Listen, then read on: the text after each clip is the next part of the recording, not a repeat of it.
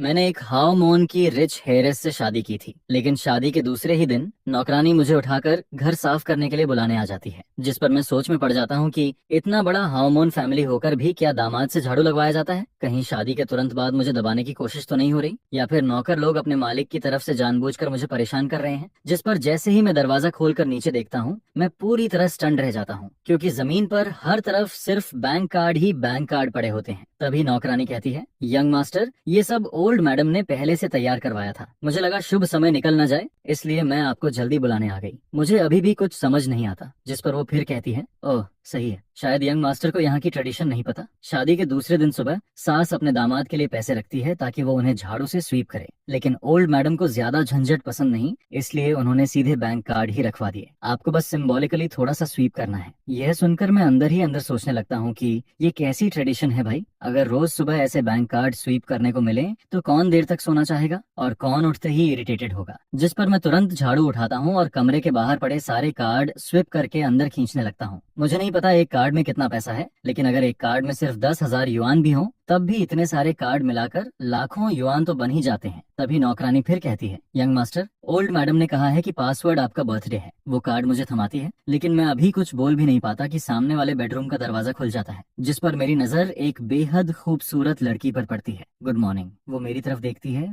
फिर मेरे हाथों में भरे बैंक कार्ड्स पर नजर डालती है। इतने कार्ड थे कि मैं उन्हें ठीक से पकड़ भी नहीं पा रहा था। जिस पर वो कैजुअली कहती है, इतना फॉर्मल होने की जरूरत नहीं है, आराम से यूज करो। ये कहकर वो मास्टर बेडरूम में चली जाती है। वैसे भी मैं कोई फॉर्मल होने वाला नहीं था। अभी थोड़ी देर पहले ही मैं कार्ड लेने वाला था, लेकिन उसी ने बीच में इंटरप्ट कर दिया। जिस पर जैसे ही आंट जांग मुझे कार्ड्स देती है, मैं बिना किसी प्रेशर के सारे कार्ड ले लेता हूँ। इसके बाद मैं कार्ड्स लेकर वापस बेडरूम में जाता हूँ, उन्हें टेबल पर रखता हूँ और फिर फ्रेश होने चला जाता हूँ। जिस पर ओरिजिनल ओनर की मेमोरीज से मुझे पता चलता है कि वो और मैं दोनों एक ही मेजर में पढ़े थे। इतना ही नहीं, हम दोनों ने देश की टॉप यूनिवर्सिटीज से मास्टर डिग्री भी की थी। फर्क सिर्फ इतना था कि ग्रेजुएशन के बाद ओरिजिनल ओनर यूनिवर्सिटी में लेक्चरर बन गया था, जबकि मुझे मजबूरी में ऑडिट कंपनी में जॉब करनी पड़ी। ओरिजिनल ओनर को शादी की वजह से 3 दिन की छुट्टी मिली हुई थी, इसलिए फिलहाल उसे काम पर नहीं जाना था। जिस पर मैं सोचता हूँ कि इन 3 दिनों में उसके लेक्चर नोट्स अच्छे से पढ़ लूंगा, ताकि बाद में स्टूडेंट्स को पढ़ाते समय कोई गलती ना हो। सच कहूँ तो मुझे ओरिजिनल ओनर की ये जॉब बहुत पसंद आती है। वीकेंड की छुट्टी अलग, फेस्टिवल्स की छुट्टी अलग, ऊपर से विंटर वेकेशन और समर वेकेशन भी। अगर सुबह क्लास न हो तो आराम से देर तक सोकर ऑफिस जाओ, शाम को क्लास खत्म होते ही सीधा घर वापस, रात का पूरा टाइम सिर्फ अपना। जिस पर मैं अंदर ही अंदर इमोशनल होकर सोचता हूँ कि पिछले जन्म में मैं यूनिवर्सिटी में लेक्चरर नहीं बन पाया था। क्या वो मेरी मर्जी थी? नहीं, बस जिंदगी की अलग अलग परेशानियों ने मुझे वहां रुकने नहीं दिया।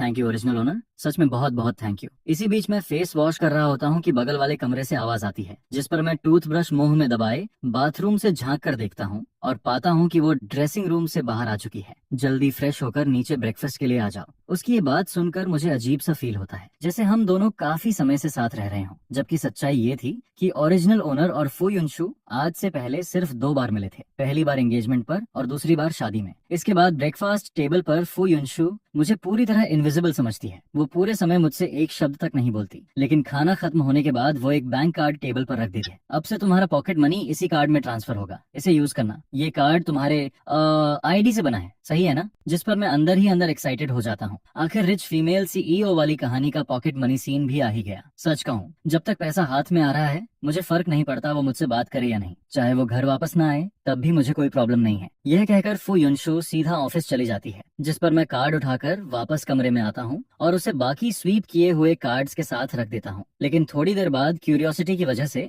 मैं फोन बैंकिंग ऐप खोलता हूँ और उस नए कार्ड को लिंक करने की कोशिश करता हूँ, जिस पर कार्ड तुरंत लिंक हो जाता है। मैं अंदर ही अंदर सोचता हूँ, वाह ये रिच हेयर सच में काफी थॉटफुल है। आजकल सब फोन पेमेंट यूज करते हैं, इसलिए मेरे आईडी वाला कार्ड बनवाना सबसे आसान तरीका था। लेकिन अगले ही पल बैलेंस देखकर मेरी आंखें खुली की खुली रह जाती हैं। 2 मिलियन युआन, मतलब हर महीने सिर्फ पॉकेट मनी ही 2 मिलियन युआन है। जिस पर मैं सोचने लगता हूँ कि अगर जिंदगी ऐसी है तो फिर काम करने की जरूरत ही क्या है। अब मेरी क्यूरियोसिटी सिर्फ इस कार्ड तक सीमित नहीं रहती। जिस पर मैं सुबह स्वीप किए गए कार्ड्स में से एक उठाता हूँ और उसे भी ऐप से लिंक करता हूँ। और शॉकिंग बात ये थी कि वो भी इंस्टेंटली लिंक हो जाता है। मतलब मदर इन लॉ ने जो सारे कार्ड दिए थे वो भी ओरिजिनल ओनर की आईडी से बने हुए थे। एक कार्ड में पूरे 6 लाख युआन पड़े थे। इतने सारे कार्ड मिलाकर आराम से 10 मिलियन युआन से ज्यादा बन रहे थे। जिस पर मैं तुरंत समझ जाता हूँ कि ओल्ड मैडम को नंबर 6 काफी पसंद है। आखिर चाइनीज लोग 6 को लकी नंबर मानते हैं। इसके बाद मैं मन ही मन ओरिजिनल ओनर से कहता हूँ, भाई सॉरी, लेकिन अब ये सारे पैसे ऑफिशियली मेरे हैं। सारे कार्ड लिंक करने के बाद मैं उन्हें ड्रॉअर में रख देता हूँ और बाहर घूमने जाने का सोचता हूँ। आखिर पैसे आने के बाद पूरी दुनिया ही खूबसूरत लगने लगती है। सुबह से मैं शॉपिंग मॉल जाने का सोच रहा था, लेकिन अभी तक गया नहीं था, जिस पर अब मैं तय करता हूँ कि थोड़ा बाहर जाकर उस फीलिंग को एक्सपीरियंस किया जाए जहाँ पसंद की चीज खरीदते समय प्राइस टैग देखने की जरूरत न पड़े। अगर इस नॉवेल वर्ल्ड में ट्रांस माइग्रेट होना एक एक्सपीरियंस है तो मैं इस rich son in law identity के हर बेनिफिट को पूरी तरह एंजॉय करूंगा और इस जिंदगी को खुलकर जीऊंगा। जिस पर मैं फोन उठाता हूँ। यंग मास्टर, क्या आपको कार अरेंज करवानी है? ओरिजिनल ओनर हमेशा खुद ड्राइव करके यूनिवर्सिटी जाता था, लेकिन मेरे पास लाइसेंस होने के बावजूद मैंने जिंदगी में कभी स्टीयरिंग नहीं पकड़ा था। सेफ्टी के लिए मैं तुरंत कहता हूँ, मुझे थोड़ी देर बाहर जाना है, कार अरेंज करवा दीजिए। इसके बाद अंकल लियू मुझे फेंगयुआन बिल्डिंग छोड़ने निकल पड़ता है। असल में मैंने किसी से मिलने का प्लान नहीं बनाया था, मैं सिर्फ सबसे बड़े शॉपिंग मॉल में जाकर घूमना चाहता था। तभी रास्ते में अंकल लियू कहता है, यंग मास्टर, ये मॉल हमारे ग्रुप का ही है, क्या अंदर वालों को पहले से इन्फॉर्म कर दूं? जिस पर मैं तुरंत मना कर देता हूँ, नहीं, मैं बस कैजुअली घूमने आया हूँ। इस बिल्डिंग में कुल 28 फ्लोर्स थे। 8वें फ्लोर से ऊपर ऑफिस कंपनीज थीं,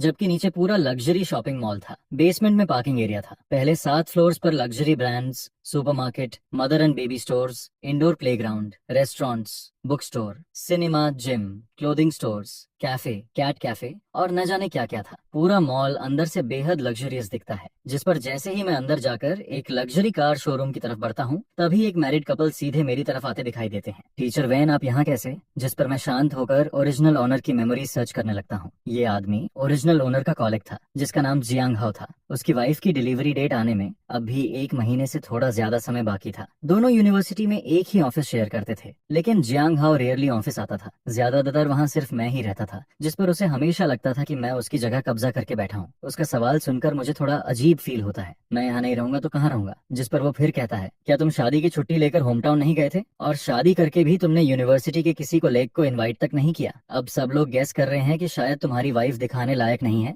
इसलिए तुमने किसी को नहीं बुलाया। सब लोग इसी बात पर चर्चा कर रहे हैं कि आखिर तुम्हारी वाइफ कैसी होगी। असल में ओरिजिनल ओनर ने कभी भी कॉलेग्स को अपनी शादी के बारे में नहीं बताया था। किसी को ये तक नहीं पता था कि उसने किससे शादी की है। उसके लिए ये पूरी तरह पर्सनल मैटर था। और वैसे भी अगर वो लोगों से कहता कि उसकी वाइफ फू युनशु है, तो शायद कोई विश्वास भी नहीं करता, क्योंकि नॉर्मल दिनों में ओरिजिनल ओनर बहुत लो प्रोफाइल रहता था। सब लोग यही सोचते थे कि वो किसी ऑर्डिनरी फैमिली से आया है, जबकि सच ये था कि उसका परिवार भी हाईचेंग की एक फेमस हाओमोन फैमिली था। उनकी शादी में आने वाले लोग बिजनेस वर्ल्ड और रिच फैमिलीज के बड़े बड़े लोग थे। कॉलेग्स को इनवाइट न करने की वजह सिर्फ इतनी थी कि ओरिजिनल ओनर को यूनिवर्सिटी ज्वाइन किए अभी आधा महीना ही हुआ था। वहाँ उसका कोई खास जान पहचान वाला था ही नहीं। हालांकि यूनिवर्सिटी के कुछ लीडर्स शादी में आए थे, जिस पर मैं कैजुअली जवाब देता हूँ, मेरी वाइफ जिंग सिटी में रहती है, मैं होम टाउन नहीं गया था। ये सुनकर जियांग हाओ फिर पूछता है, तो फिर तुम्हारी वाइफ तुम्हारे साथ क्यों नहीं आई? नॉर्मली शादी के बाद लोग मैरिज लीव लेते हैं, फिर वो अभी भी काम पर क्यों जा रही है? ये कंपनी देखते ही समझ आ रहा है कि प्रॉपर नहीं है, शादी की छुट्टी तक नहीं देती। इसके बाद वो खुद की कहानी शुरू कर देता है। जब मेरी शादी हुई थी तब मैंने 3 दिन की मैरिज लीव के अलावा एनुअल लीव भी ली थी। मैं अपनी वाइफ को बाली हनीमून पर लेकर गया था। तुम लोग हनीमून पर नहीं जा रहे क्या? जिस पर मैं उसके चेहरे की तरफ देखता हूँ और तुरंत समझ जाता हूँ कि असली बात क्या है। उसे बस दूसरों की पर्सनल लाइफ में दखल देना पसंद था, और साथ ही खुद को सुप्रिय साबित करना भी। जिस पर मैं हल्की मुस्कान के साथ कहता हूँ, वो अभी काम में बिजी है। सुबह बता रही थी कि इंटरनेशनल मीटिंग है, करोड़ों के डील पर डिस्कशन चल रहा है। मैं उसका टाइम वेस्ट नहीं करना चाहता था, इसलिए अकेले घूमने निकल आया। फिर मैं आगे कहता हूँ, और फ्यूचर में बच्चे होने के बाद नैनी रख लेंगे। पोस्टमार्टम पीरियड खत्म होते ही बेबी सिटर भी रख सकते हैं। यह सुनकर जियांग हाओ तुरंत पूछता है, तो तुम लोगों ने कंफाइनमेंट सेंटर भी सिलेक्ट कर लिया होगा? जिस पर मैं अंदर ही अंदर हंस पड़ता हूँ। रिच फैमिलीज में बच्चे खुद कौन संभालता है, वहाँ तो नैनी और बेबी सिटर रखना नॉर्मल बात है। मेरी ये कैजुअल बातें सीधे उसकी वाइफ के दिल में चुभ जाती हैं, क्योंकि उनकी फाइनेंशियल कंडीशन उतनी अच्छी नहीं थी। जिस पर जियांग हाओ का चेहरा तुरंत खराब हो जाता है। अभी नहीं चुना, देख रहे हैं, आज हम बेबी क्लॉथ्स खरीदने आए हैं। इसके बाद वो ऑकवर्ड होकर कहता है, अच्छा टीचर वैन, हम ऊपर 2nd फ्लोर जा रहे हैं, फिर मिलते हैं, ठीक है,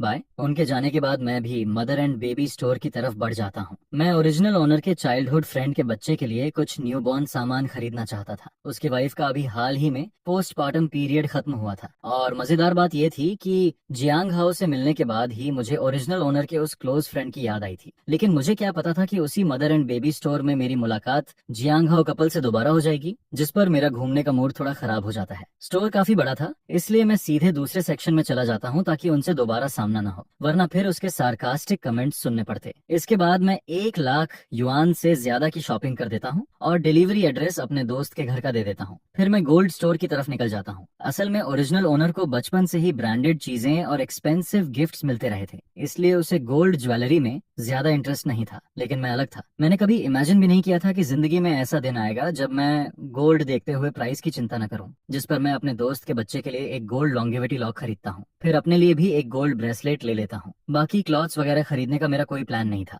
घर के ड्रेसिंग रूम में पहले से बहुत सारे कपड़े पड़े थे, बाद में खरीद लूंगा। जब मैं घर लौटा हूँ तब सिर्फ 11 बजे हुए होते हैं, जिस पर मैं पहले शावर लेता हूँ, फिर कैजुअल होम क्लोथ्स पहनकर बाहर आता हूँ। तभी अचानक एक अनएक्सपेक्टेड कॉल आ जाता है। वेंचन, आज तुमने बच्चों के लिए इतना सारा सामान खरीदा। जिस पर मैं हंसते हुए पूछता हूँ, तो क्या सबको पसंद आया? सामने से तुरंत जवाब आता है, बहुत पसंद आया। तुमने बिल्कुल हमारी पसंद की चीजें खरीदी हैं। वो टॉय कार तो इतनी प्रैक्टिकल है कि मेरा भी खेलने का मन कर रहा है। फिर वो एक्साइटेड होकर कहता है, और तुमने बच्चों के लिए गोल्ड लॉक भी खरीदा है? जिस पर मैं जवाब देता हूँ, हाँ, कल मैं खुद लेकर आऊंगा। अरे यार, इतना खर्चा क्यों किया? लेकिन अगले ही पल उसकी गॉसिप मोड चालू हो जाती है। अच्छा छोड़ो, ये बताओ कल रात कैसा रहा? ये सुनकर मैं तुरंत समझ जाता हूँ कि ये किस तरफ बात ले जाना चाहता है। जिस पर मैं सीधा बोल देता हूँ, हम दोनों अलग अलग कमरे में सोए थे। सामने वाला तुरंत शॉक हो जाता है, क्या अभी शादी हुई और तुम लोग अलग सो रहे हो? ऐसे तो तुम दोनों में फीलिंग्स डेवलप ही नहीं होंगी। आखिर तुम सोच क्या रहे हो? वो फिर आगे कहता है, तुम कोई कॉन्ट्रैक्ट मैरिज तो कर नहीं रहे? बाद में डिवोर्स का एग्रीमेंट भी नहीं है तो मैरिड लाइफ कंटिन्यू करनी पड़ेगी ना? क्या तुम सच में फुयुनशु को बाहर किसी और को ढूंढने दोगे? उसकी बातें सुनकर मैं पूरी तरह साइलेंट हो जाता हूँ, क्योंकि वो सही कह रहा था। ये कोई कॉन्ट्रैक्ट मैरिज नहीं थी। अगर रिलेशनशिप चल सकती है तो नेचुरली उसे आगे बढ़ना ही चाहिए। जिस पर मैं ओरिजिनल नॉवेल की बातें याद करने की कोशिश करता हूँ। ओरिजिनल ओनर और फू युनशु का रिलेशनशिप आखिर कब क्लोज हुआ था?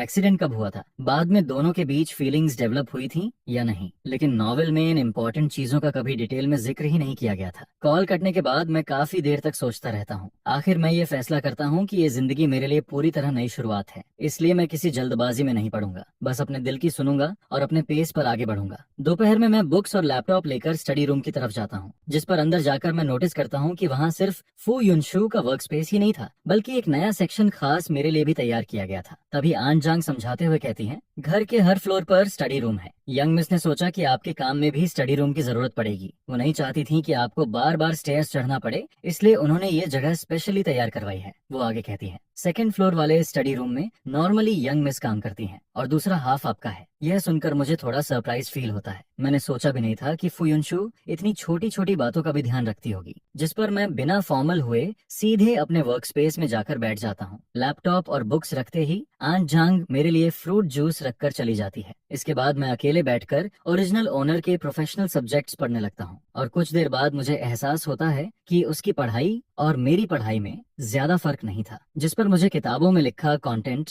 बिल्कुल भी अनफेमिलियर नहीं लगता। आखिर कॉलेज टाइम में मैं हमेशा स्कॉलरशिप लेने वालों में से था, इसलिए फर्स्ट ईयर स्टूडेंट्स को पढ़ाना मेरे लिए कोई बड़ी बात नहीं थी। मुझे मास्टर डिग्री कंप्लीट किए अभी सिर्फ 2 महीने हुए थे और जॉब ज्वाइन किए भी आधा महीना ही हुआ था। अभी सितंबर का बीच चल रहा था। यही वो समय था जब नए फर्स्ट ईयर स्टूडेंट्स यूनिवर्सिटी में एडमिशन लेते हैं। उनकी मिलिट्री ट्रेनिंग को भी आधा महीना हो चुका था और अब जल्द ही उनकी रेगुलर क्लासेस शुरू होने वाली थी। लेकिन किसी तरह की गलती ना हो, इसलिए मैं पहले से लेक्चर देने की प्रैक्टिस करने लगता हूँ। इसी बीच नीचे फर्स्ट फ्लोर के लिविंग रूम में फू युनशु ऑफिस से वापस आती है। यंग मास्टर कहाँ है? जिस पर आन जांग जवाब देती है, यंग मास्टर ऊपर स्टडी रूम में है। वो बहुत मेहनती हैं। अभी थोड़ी देर पहले मैं उन्हें ड्रिंक देने गई थी, तब वो लेक्चर प्रैक्टिस कर रहे थे। लेकिन फू युनशु को शायद ज्यादा इंटरेस्ट नहीं था कि मैं क्या कर रहा हूँ। जिस पर वो कैजुअली कहती है, उन्हें नीचे बुलाइए, मैं उन्हें अपने एक फ्रेंड से मिलवाने ले जा रही हूँ। आन जांग फिर पूछती है, क्या यंग मास्टर को थोड़ा फॉर्मली ड्रेस होना चाहिए? मैं उनके लिए क्लॉथ्स तैयार कर दूं? नहीं, सिंपल ही रहने दो। इसके बाद आन जांग ऊपर आकर कहती है, यंग मास्टर, यंग मिस वापस आ गई हैं। वो आपको अपने एक फ्रेंड से मिलवाने ले जाना चाहती हैं। मैं अभी आता हूँ। असल में मिरर के सामने लेक्चर प्रैक्टिस करते करते मेरा कॉन्फिडेंस काफी बढ़ गया था। बस मुझे लग रहा था कि अभी भी कुछ कमी बाकी है। जिस पर मैं जल्दी से सामान समेटता हूँ और स्टडी रूम से बाहर निकल जाता हूँ। आन जांग रास्ते में कहती है, शायद यंग मिस के काफी क्लोज फ्रेंड्स हैं। उन्होंने कहा है कि ज्यादा फॉर्मल होने की जरूरत नहीं है, आराम से चलिए। ठीक है, थैंक यू आन जांग। इसके बाद मैं बेडरूम में वापस जाकर कपड़े बदलता हूँ। सितंबर के बीच में भी जिंग सिटी का मौसम काफी गर्म था। जैसे ही मैं नीचे उतरता हूँ, फुयुनशु की आवाज सुनाई देती है। कल हमारी शादी थी। मेरा एक लॉयर फ्रेंड है जिंग हाओ, किसी जरूरी काम की वजह से वो शादी में नहीं आ पाया था, इसलिए आज उसने इंसाइट किया कि मैं ट्रीट दूं और तुम्हें भी साथ लेकर आऊं। जिस पर मैं मन ही मन सोचता हूँ कि वैसे भी मेरे पास कोई काम नहीं है, साथ जाना बुरा नहीं होगा। असल में मैं उसके फ्रेंड्स और रिलेटिव्स को थोड़ा और जानना चाहता था। आखिर मुझे ये भी पता लगाना था कि उसके किन लोगों से खराब रिलेशंस हैं, ताकि फ्यूचर वाले कार एक्सीडेंट के बारे में थोड़ा कॉशियस रह सकूं। रास्ते में वो अचानक पूछती है, आज तुम पूरे दिन घर पर ही थे? जिस पर मैं जवाब देता हूँ, नहीं, सुबह फेंग्युआन बिल्डिंग गया था। फेंग शाओ के बच्चे के लिए कुछ सामान खरीदा। इसके बाद कार धीरे धीरे एक शांत इलाके में पहुंचती है। बाहर एक साइनेज लगा था जिस पर रेस्टोरेंट का नाम लिखा हुआ था। फुयुनशु बताती है, ये एक फैमिली रेस्टोरेंट है, ऑनर हाइचेंग का है और यहाँ के हाइचेंग डिशेस काफी ऑथेंटिक हैं, शायद तुम्हें पसंद आए। फिर वो कार से उतरते हुए कहती है, चलो वो लोग अंदर इंतजार कर रहे हैं। जिस पर मैं पूछता हूँ, हम दोनों के अलावा और कौन है? वो जवाब देती है, एक मैरिड कपल है, तुम उन्हें देखते ही पहचान जाओगे। और सच में अंदर पहुंचते ही मैं उन्हें पहचान लेता हूँ। वो लेयू कपल थे। दोनों इंटरनेट पर बेहद फेमस ब्लॉगर्स थे। उनका जॉइंट अकाउंट लेयू कपल नाम से था। सभी प्लेटफॉर्म्स मिलाकर उनके 20 मिलियन से ज्यादा फॉलोअर्स थे। वांग यू एक लॉयर थी जो इंटरनेट पर लीगल नॉलेज शेयर करती थी। वो अलग अलग केसेस एक्सप्लेन करती थी और जरूरतमंद लोगों को फ्री लीगल हेल्प भी देती थी। वहीं उसका हस्बैंड रेन लाई पहले सर्टिफाइड अकाउंटेंट था, लेकिन बाद में फुल टाइम हाउस हस्बैंड बन गया। वो बच्चे संभालने के साथ साथ डेली लाइफ वीडियोस बनाता था और लाइव स्ट्रीम सेलिंग भी करता था, जिस पर मैं अंदर ही अंदर राहत की सांस लेता हूँ। अच्छा हुआ पढ़ाई के अलावा मैं शॉर्ट वीडियोस भी काफी देखता था, इसलिए इन्हें पहचान गया। इसके बाद फू युनशु मेरा इंट्रोडक्शन करवाती है। ये मेरे हस्बैंड हैं वेन चेन। शायद मुझे तुम दोनों का इंट्रोडक्शन इन्हें देने की जरूरत नहीं पड़ेगी। जिस पर दोनों हंसते हुए कहते हैं, हेलो ब्रदर इन लॉ। मैं भी मुस्कुराकर जवाब देता हूँ, हेलो, मैं आप दोनों को बहुत अच्छे से जानता हूँ। मैंने आपके अकाउंट फॉलो भी किए हुए हैं। यह सुनकर दोनों खुश हो जाते हैं। सच में? अरे वाह, ये तो हमारी खुशी की बात है। इसके बाद वांग यू कहती है, कल जब तुम्हारी शादी थी तब मैं कोर्ट में क्लाइंट का केस लड़ रही थी और रेन लेई को अपने ग्रैंडफादर की तबीयत खराब होने की वजह से जियांग सिटी जाना पड़ा था, इसलिए हम लोग शादी में नहीं पहुंच पाए। फिर वो मुस्कुराकर कहती है, लेकिन बाकी फ्रेंड्स बता रहे थे कि मिस्टर वेन बहुत हैंडसम है। आज देखकर लगता है सच में बिल्कुल Z tree in the wind जैसे हैं। इसके बाद वो फू युनशु की तरफ देखकर कहती है, युनशु तुम बहुत लकी हो। जिस पर फू युनशु हल्का ब्लश करते हुए कहती है, हाँ मैं सच में बहुत लकी हूँ। उसकी ये बात सुनते ही मेरा दिल जैसे एक पल के लिए रुक जाता है, क्योंकि ये पहली बार था जब मैंने उसे ब्लश करते हुए देखा था। इसके बाद वांग यू माहौल बदलते हुए कहती है, चलो पहले ऑर्डर करते हैं, देखो और क्या खाना है। धीरे धीरे बातचीत आगे बढ़ती है। मुझे पता चलता है कि जो कपल्स रिलेशनशिप या मैरिज में होते हैं उनका एक छोटा सा ग्रुप भी है। वो लोग कभी कभी साथ हाइकिंग, कैंपिंग और आउटिंग पर जाते रहते हैं। जिस पर रेन लेई कहता है, मैं तुम्हें ग्रुप में ऐड कर दूंगा, बाद में हम सब साथ घूमने चलेंगे। डिनर खत्म होने के बाद हम लोग वापस कार में बैठते हैं। तभी फू युनशु कहती है, ये दोनों घूमने फिरने के मामले में एक्सपर्ट्स हैं। अगर तुम्हें हनीमून के लिए कोई जगह समझ ना आए तो रेन लई से पूछ सकते हो, या फिर जहाँ जाना हो मुझे बता देना। ये सुनकर मुझे लगा जैसे मैंने गलत सुन लिया हो। हनीमून? अचानक ये टॉपिक कहाँ से आ गया? और सबसे बड़ी बात, क्या हम दोनों सच में हनीमून पर जाएंगे? जिस पर मैं अंदर ही अंदर इमेजिन करने लगता हूँ कि क्या हम वहाँ जाकर बस एक दूसरे को ब्लैंक फेस से देखते रहेंगे। तभी वो कामली कहती है, ये मॉम ने अरेंज किया है। मैंने तुम्हारे यूनिवर्सिटी लीडर से बात करके तुम्हारे लिए 1 महीने की छुट्टी अप्रूव करवा दी है, बस अभी तक तुम्हें बताया नहीं था। ये सुनकर मैं पूरी तरह स्टन रह जाता हूँ। सच में ये मदर इन लॉ अल्टीमेट निकली। मैं खुशी से कुछ बोल ही नहीं पाता। उस रात पूरे एक्साइटमेंट की वजह से मुझे नींद ही नहीं आती। आखिर अचानक से 1 महीने की छुट्टी मिल गई थी, जिस पर अगले दिन मैं सीधे सुबह 11 बजे उठता हूँ, फ्रेश होकर आरामदायक क्लोथ्स पहनता हूँ और ड्राइवर से कहता हूँ कि मुझे सीधे मेरे चाइल्डहुड फ्रेंड के घर ले चले। इसी बीच फू युनशु का मैसेज आता है, मुझे अचानक बिजनेस ट्रिप पर जाना पड़ रहा है, मैं कल वापस आऊंगी। इन 2 दिनों में तुम अपना सामान तैयार कर लेना। कल शाम हमारी फ्लाइट गैंग सिटी के लिए है। ये पढ़कर मैं अंदर ही अंदर दंग रह जाता हूँ। प्लेन टिकट्स तक पहले से बुक हो चुकी थी। सच में उसकी वर्किंग स्टाइल बेहद फास्ट और एफिशिएंट थी। कल रात मैंने बस इतना कहा था कि मुझे कोई ऑब्जेक्शन नहीं है, वो जैसे चाहे अरेंज कर सकती है। और अब हनीमून का पहला डेस्टिनेशन सीधे गैंग सिटी निकल आया। वैसे मुझे भी गैंग सिटी देखने की काफी इच्छा थी। आखिर वो जगह अपनी लग्जरी और नाइट लाइफ के लिए फेमस थी। लेकिन अफसोस, मैं अभी दोस्त के घर से खाना खाकर निकला ही था कि अचानक मदर इन लॉ साइड से एक कॉल आ जाता है, यंग मास्टर, ओल्ड मैडम गिर गई हैं, अभी उन्हें हॉस्पिटल ले जाया गया है। यह सुनते ही मैं तुरंत कॉल काटता हूँ और सीधे हॉस्पिटल की तरफ भागता हूँ। जब मैं पहुंचता हूँ तब mother in law already operation room में जा चुकी होती हैं, जिस पर सर्वेंट्स मुझे पूरी बात बताते हैं। यंग मास्टर, खाना खाने के बाद ओल्ड मैडम गार्डन में वॉक करने गई थी। वहाँ कॉर्नर में एक स्ट्रे कैट बैठी थी। उसे देखकर उन्हें दया आ गई और वो उसे खाना देने के लिए आगे बढ़ी। लेकिन परसों रात बारिश हुई थी, उस कोने की जमीन अभी भी गीली थी। ओल्ड मैडम का पैर फिसल गया और वो गिर गईं। इसके बाद सर्वेंट गंभीर आवाज में कहता है, डॉक्टर ने चेक करके बताया है कि उनकी राइट आर्म फ्रैक्चर हो गई है, राइट लेग भी बुरी तरह कट गई है, तुरंत सर्जरी करनी पड़ेगी। यह सुनकर मैं राहत की सांस लेता हूँ कि कम से कम उनका सिर जमीन से नहीं टकराया, बाकी शरीर भी सेफ था, वरना मैं सच में फुयुनशु को फेस नहीं कर पाता। सिर्फ सुनकर ही मुझे दर्द फील होने लगता है। आखिर उनकी उम्र भी काफी हो चुकी थी। ऐसी उम्र में गार्डन में गिरकर हाथ टूट जाना, उस वक्त उन्हें कितना दर्द हुआ होगा, ये सोचकर ही मेरा दिल भारी हो जाता है।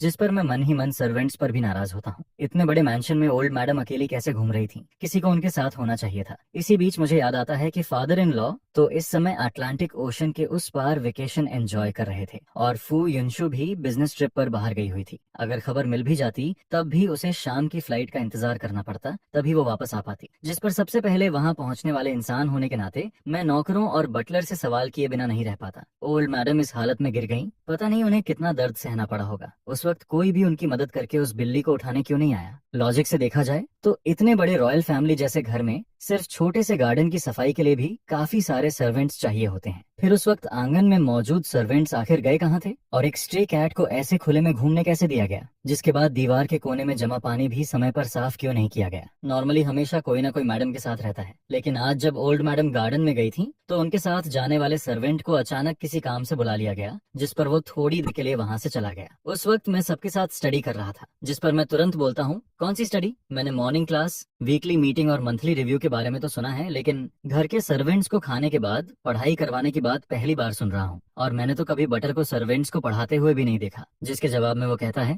ये सेकंड मैडम का आइडिया था। उन्होंने कहा था कि ओल्ड मैडम का बर्थडे आने वाला है, इसलिए सीक्रेटली बर्थडे सेलिब्रेशन प्रिपेयर करना है ताकि उन्हें सरप्राइज दिया जा सके। इसी वजह से मैंने सोचा कि जब ओल्ड मैडम खाना खाकर आफ्टरनून रेस्ट के लिए जाएंगी तब सबको इस बारे में बताया जाए। यह सुनकर मैं सोच में पड़ जाता हूँ, ये सेकंड मैडम क्या वही नहीं जो फू युनशु की सेकंड हैंड है और कहानी की फीमेल लीड की माँ भी? बैकग्राउंड स्टोरी में बताया गया था कि उसने सालों पहले फू फैमिली में शादी करने के लिए काफी गलत ट्रिक्स इस्तेमाल किए थे, जिस पर शादी के बाद उसे फू फैमिली में कभी ज्यादा रिस्पेक्ट नहीं मिली। लेकिन बाद में जब उसकी बेटी हेयर बन गई तब जाकर उसकी जिंदगी थोड़ी आसान होने लगी। फिर मैं सोचता हूँ, क्या उसकी रिलेशन अपनी मदर इन लॉ के साथ इतनी अच्छी थी? अगर ऐसा है तो फिर बर्थडे पार्टी सीक्रेटली प्रिपेयर करने की जरूरत ही क्या थी? जिस पर मैं गुस्से में बोलता हूँ, हर चीज की प्रायोरिटी होती है। इस मेंशन में तुम्हारा मेन काम ओल्ड मैडम का ध्यान रखना है, बाकी चीजें प्रोफेशनल्स को करने दो। क्या वो फैमिली के पास सर्वेंट्स हायर करने के लिए पैसे कम पड़ गए थे? लेकिन वो फिर कहता है, सेकंड मैडम ने कहा था, जिस पर मैं तुरंत उसे रोकते हुए बोलता हूँ, सेकंड मैडम तुम सिर्फ उन्हीं की बातें क्यों सुनते हो? क्या उनकी हर बात हमेशा सही होती है? उधर ऑनपरेशन थिएटर के ऊपर जलती हुई ऑनपरेशन इन प्रोग्रेस वाली लाइट देखकर मेरा मन और बेचैन होने लगता है। मुझे लगा था कि फू युनशु यहाँ नहीं है और सन इन लॉ भी शायद इन सब बातों की परवाह नहीं करेगा,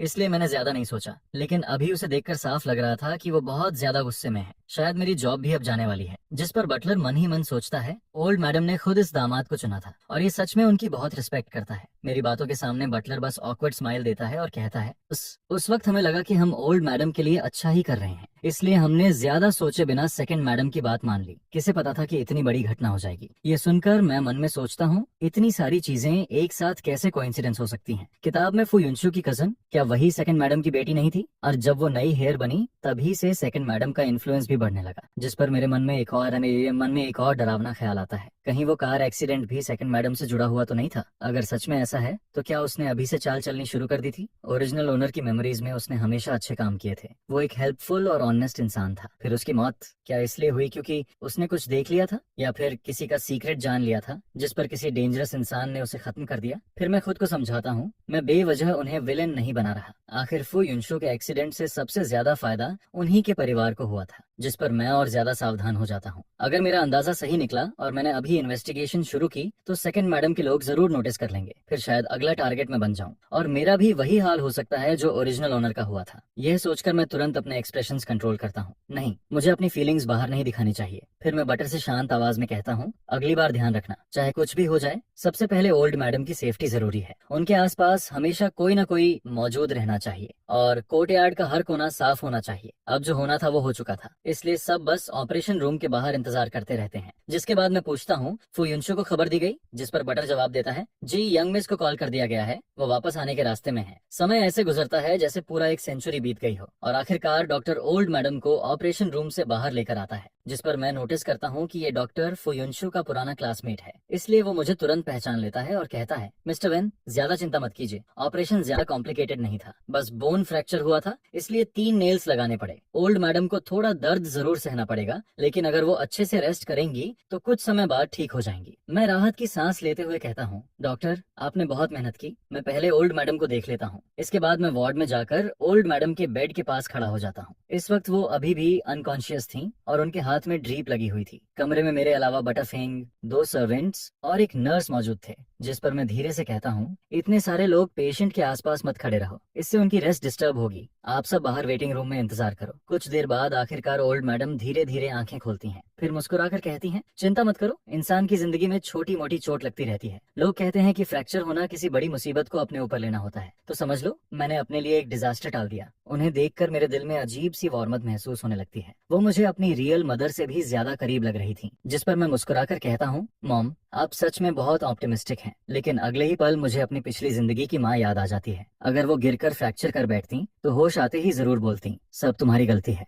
अगर तुम लोग सक्सेसफुल होते और मेरे लिए अच्छा घर खरीद देते तो क्या मैं गिरती? मेरी किस्मत ही खराब है। पूरी जिंदगी मेहनत की लेकिन कोई भी बच्चा लॉयल नहीं निकला। फिर मुझे याद आता है कि अभी तक मैं ओरिजिनल ओनर के रियल पेरेंट्स से भी नहीं मिला हूँ। जब वो 6 साल का था तभी उसके पेरेंट्स का डिवोर्स हो गया था, जिसके बाद दोनों ने जल्दी ही नई फैमिली बना ली। ओरिजिनल ओनर अपने फादर और स्टेप मदर के साथ बड़ा हुआ और उनका रिलेशन भी ठीक ठाक ही था। शादी के वक्त दोनों आए जरूर थे, लेकिन अपने नए पार्टनर और बच्चों के साथ। जिस पर मैं ओल्ड मैडम से कहता हूँ, मॉम आप बस आराम कीजिए, मैं घर जाकर किचन अरेंज करता हूँ और आपके लिए खाना भेजता हूँ। अभी आपको अच्छे से न्यूट्रिशन लेना होगा नितिन। लेकिन वो तुरंत मना कर देती हैं, जरूरत नहीं है, घर में शेफ्स और सर्वेंट्स हैं, वो खुद खाना भेज देंगे। तुम्हें परेशान होने की जरूरत नहीं, तुम बस यहाँ बैठकर मुझसे बातें करो। फिर वो मुस्कुराते हुए कहती हैं, कल तुम दोनों हनीमून पर जाने वाले थे ना? सुना है पहला स्टॉप हार्बर सिटी है। चलो मैं तुम्हें अपनी पुरानी मेमोरीज सुनाती हूँ जब मैं वहाँ गई थी। जिस पर मैं तुरंत बोल पड़ता हूँ, मॉम अब हनीमून का क्या मतलब? वैसे भी मेरी 1 महीने की छुट्टी है, मैं घर पर रहकर आपकी देखभाल करूंगा। यह सुनकर ओल्ड मैडम हल्का सा हंस देती हैं। वो ऐसी इंसान थी जिन्हें बीमारी में भी बच्चों की सेवा नहीं चाहिए होती। उल्टा वो चाहती थी कि हम अपनी हनीमून ट्रिप वैसे ही कंटिन्यू करें जैसा पहले प्लान हुआ था। फिर वो थोड़ा सख्त होकर कहती हैं, ऐसा बिल्कुल नहीं होगा, बड़ी मुश्किल से शादी के बाद 1 महीने की छुट्टी मिली है, आप कैसे कह सकते हो कि नहीं जाओगे? मुझे बस फ्रैक्चर हुआ है, कोई बड़ी बीमारी नहीं। यहाँ सर्वेंट्स हैं मेरी देखभाल के लिए, तुम लोगों को यहाँ रुकने की जरूरत नहीं है। जिस पर मैं तुरंत बोलता हूँ, कोई बात नहीं मॉम, अभी मेरी विंटर वेकेशन और समर वेकेशन बाकी है। फैमिली से ज्यादा जरूरी भला और क्या हो सकता है? जब आप ठीक हो जाएंगी तब घूमने के मौके फिर मिल जाएंगे, और हनीमून ट्रिप कैंसिल हो जाए तो भी कोई फर्क नहीं पड़ता। असल में मैं खुद भी फुयुनशु के साथ अकेले हनीमून पर जाने को लेकर थोड़ा ऑकवर्ड फील कर रहा था। अब अच्छी बात यह थी कि मेरे पास ना जाने का एक परफेक्ट एक्सक्यूज भी मिल गया था। उधर तभी फुयुनशु हॉस्पिटल पहुंचती है। वो रूम के बाहर ग्लास विंडो से अंदर झांकती है और हमें बातें करते हुए देखती है। पता नहीं मैंने ऐसा क्या कहा था। जिस पर बेड पर लेटी ओल्ड मैडम लगातार हंस रही थी। फिर वो जल्दी से अंदर आती है और कहती है, मॉम मैं आ गई, अब कैसी तबीयत है आपकी? बहुत दर्द हो रहा है क्या? जिस पर ओल्ड मैडम मुस्कुराकर कहती हैं, अरे नहीं मैं बिल्कुल ठीक हूँ, बस छोटा सा ऑपरेशन हुआ है। जिंदगी में इससे बड़े तूफान देख चुकी हूँ मैं, इतनी सी बात से क्या होगा? यह देखकर मैं चुपचाप बाहर निकल आता हूँ ताकि माँ बेटी आराम से बातें कर सकें। लेकिन जैसे ही मैं बाहर वेटिंग एरिया में बैठता हूँ तभी अचानक एक औरत की तेज आवाज सुनाई देती है। अच्छे भले इंसान को ऐसी चोट कैसे लग गई? तुम लोग काम कैसे करते हो? आंगन का गंदा पानी तक साफ नहीं कर पाए? जिस पर मैं तुरंत आवाज पहचान लेता हूँ, ये सेकंड मैडम थी। उन्हें देखकर मैं थोड़ा हैरान रह जाता हूँ। वो सच में काफी यंग दिख रही थी, मुश्किल से 40 के आसपास, और ऑनेस्टली कहूँ तो उन्होंने खुद को बहुत अच्छे से मेंटेन किया हुआ था। फिर वो जल्दी से पूछती हैं, युनशु तुम्हारी माँ कैसी हैं? जिस पर फू युनशु जवाब देती है, मॉम अभी थोड़ी देर पहले ही होश में आई हैं। मैं बाहर डूबते हुए सूरज को देखता हूँ और सोचता हूँ कि इस वक्त तक शायद किसी ने खाना भी नहीं खाया होगा। तभी फू युनशु कहती है, थोड़ी देर में घर से खाना आ जाएगा। जिस पर सेकंड मैडम तुरंत बोलती हैं, चलो पहले मैं उन्हें देख लूं, इस उम्र में गिरना बहुत तकलीफ देता है। उन्हें देखकर मुझे थोड़ा अजीब फील होता है क्योंकि वो बहुत जेंटल और काइंड लग रही थी, बिल्कुल वैसी नहीं जैसी मैंने इमेजिन किया था। अंदर जाते ही वो ओल्ड मैडम का हाथ पकड़कर कहती हैं, सिस्टर इन लो आप ऐसे कैसे गिर गई? उस वक्त आपके साथ कोई नहीं था क्या? ओल्ड मैडम उस वक्त फू युनशु से बातें कर रही थी। फिर वो मुस्कुराते हुए कहती हैं, आओ यहाँ बैठो। जिस पर सेकंड मैडम तुरंत पास बैठ जाती हैं और कहती हैं, जैसे ही खबर मिली मैं तुरंत यहाँ चली आई। अच्छी बात यह रही कि घर में रिब सूप बन रहा था और अभी भी गर्म है, मैं आपके लिए लेकर आई हूँ। फिर वो सूप आगे बढ़ाते हुए कहती हैं, लोग कहते हैं ना जो खाओ वही शरीर बनता है। थोड़ा सूप पीजिए और थोड़ा मीट भी खाइए, आपकी बोन्स जल्दी रिकवर होंगी। स्मेल कीजिए कितना अच्छा लग रहा है। जिस पर ओल्ड मैडम खुश होकर कहती हैं, वाह सिर्फ स्मेल से ही भूख लगने लगी। उन्हें ऐसे देखकर मुझे लगने लगता है कि शायद दोनों का रिलेशन सच में काफी अच्छा था, वरना सेकंड मैडम इतनी जल्दी सूप लेकर यहाँ नहीं आती। फिर मैं मन ही मन सोचता हूँ क्या मैंने पहले इनके बारे में जरूरत से ज्यादा गलत सोच लिया था। तभी सेकंड मैडम मेरी तरफ देखकर कहती हैं, वेंचन तुमने अभी तक खाना नहीं खाया ना? जिस पर मैं जवाब देता हूँ, यहाँ मॉम के साथ था इसलिए भूख का ध्यान ही नहीं रहा। फिर ओल्ड मैडम तुरंत बोलती हैं, जल्दी जाकर खाना खाओ, पहले खाना जरूरी है। जिस पर फू युनशु मेरी तरफ देखकर कहती है, चलो। इसके बाद हम दोनों हॉस्पिटल से निकलकर एक रेस्टोरेंट पहुंचते हैं। मैं कैजुअली पूछता हूँ, कुछ भी चलेगा, मुझे खाने में ज्यादा चॉइस नहीं है। लेकिन फिर भी मैं थोड़ा हेजिटेंट होकर पूछता हूँ, युनशु तुम श्योर हो कि हमें इसी रेस्टोरेंट में खाना चाहिए? तभी रेस्टोरेंट का मालिक मुस्कुराते हुए हमारे पास आता है और कहता है, यंग मिस, यंग मास्टर, आप लोग क्या खाना पसंद करेंगे? जिस पर फू युनशु कहती है, अंकल लिन, आप अपने स्पेशल डिशेस बना दीजिए और एक पॉट टी भी ले आइए। मैं क्यूरियस होकर पूछता हूँ, वैसे ये रेस्टोरेंट किसका है? जिस पर वो जवाब देती है, जो अभी आए थे वही यहाँ के शेफ भी हैं और ऑनर भी। वो मेरे ग्रैंडफादर के डिसिप्लिन है। पहले एक हाई क्लास होटल में हेड शेफ थे, बाद में कुछ हुआ जिसके बाद उन्होंने खुद का रेस्टोरेंट खोल लिया और इस रेस्टोरेंट में हाफ इन्वेस्टमेंट मेरे ग्रैंडफादर की है। ये सुनकर मैं थोड़ा शॉक्ड हो जाता हूँ। ग्रैंडफादर पहले शेफ थे? मुझे तुरंत महसूस होता है कि इस कहानी के पीछे जरूर कोई हिडन स्टोरी है, क्योंकि बाहर से सिंपल दिखने वाला ये रेस्टोरेंट अंदर से काफी लग्जरी था और यहाँ की प्राइसेस भी बिल्कुल चीप नहीं थी। जिस पर फू युनशु धीरे से कहती है, हाँ, ग्रैंडफादर कुकिंग स्किल की वजह से ही ऊपर तक पहुंचे थे, लेकिन वो सब पुरानी बातें हैं, उन्हें याद ना करना ही बेहतर है। उसके चेहरे का एक्सप्रेशन देखकर साफ लग रहा था कि इसमें कोई पेनफुल मेमोरी जुड़ी हुई है, इसीलिए मैं भी टॉपिक बदल देता हूँ। तभी खाना आ जाता है और अंकल लिन मुस्कुराकर कहते हैं, आराम से खाना खाइए। जिस पर मैं बोलता हूँ, थैंक यू अंकल लिन। फिर फू युनशु मुझे खाना टेस्ट करने के लिए कहती है, ट्राई करो, टेस्ट बहुत अच्छा है। यहाँ की सारी वेजिटेबल्स और मीट सबसे फ्रेश होते हैं, सब कुछ अपने फार्म से आता है, बिना पेस्टिसाइड और केमिकल फर्टिलाइजर के। अगर आगे कभी बाहर का खाना डर्टी लगे तो यहाँ आ जाना। इसके बाद घर लौटते वक्त मैं काफी देर तक सोचता रहता हूँ, फिर आखिरकार बोलता हूँ, कल हार्बर सिटी जाने का प्लान कैंसिल कर देते हैं। मॉम हॉस्पिटल में है और ऐसे में घूमने जाना सही नहीं लगेगा। जिस पर वो बिना ज्यादा रिएक्शन दिए बस कहती है, अगर नहीं जाना चाहते तो ठीक है। जब हम फिर हॉस्पिटल पहुंचते हैं तब तक ओल्ड मैडम सो चुकी थी। बटर बताता है कि वो काफी देर तक सेकंड मैडम से बातें करती रही थी, इसलिए जल्दी थक गई। फिर बटर कहता है, आप दोनों अब घर जाइए, चिंता मत कीजिए। डीन ने स्पेशली 2 प्रोफेशनल केयर टेकर्स भेजे हैं जो शिफ्ट में ओल्ड मैडम का ध्यान रखेंगे। जिस पर फू युनशु मेरी तरफ देखकर कहती है, वांग यू, और बाकी लोग मुझे बाहर चलने के लिए बुला रहे हैं, तुम चलोगे? मैं सिर हिलाकर कहता हूँ, नहीं, मुझे अल्कोहल पीना नहीं आता, मैं घर जाकर रेस्ट करूंगा। जिस पर वो कहती है, ठीक है, मैं अंकल लियू को तुम्हें लेने भेज देती हूँ। फिर कुछ देर बाद वो फोन पर कहती है, ठीक है अंकल लियू, मुझे पता है आप पास ही हैं। इसके बाद वो मेरी तरफ मुड़कर कहती है, थोड़ी देर में वो आ जाएंगे। मैं हल्का सा मुस्कुराकर कहता हूँ, तुम भी कम ड्रिंक करना और ड्रिंक करने के बाद ड्राइव मत करना। रात की हल्की ठंडी हवा धीरे धीरे बह रही थी। उस वक्त मुझे अचानक ग्रैंडफादर की कही हुई बात याद आती है, जब कोई तुम्हारी चिंता करता है तभी असली हैप्पीनेस फील होती है। और शायद पहली बार मुझे भी उस हैप्पीनेस का थोड़ा एहसास होने लगता है। उधर फू युनशु की लैश एज हल्के से कांपती है। फिर वो धीरे से जवाब देती है, समझ गई। कुछ देर बाद अंकल लियू आ जाते हैं। वो तब तक वहीं खड़ी रहती है जब तक मैं कार में बैठ नहीं जाता। उसके बाद ही वो खुद ड्राइव करके वहां से निकलती है। उधर बार में पहुंचते ही बाकी लोग उसे देखकर तुरंत वार्म वाटर लेकर आते हैं।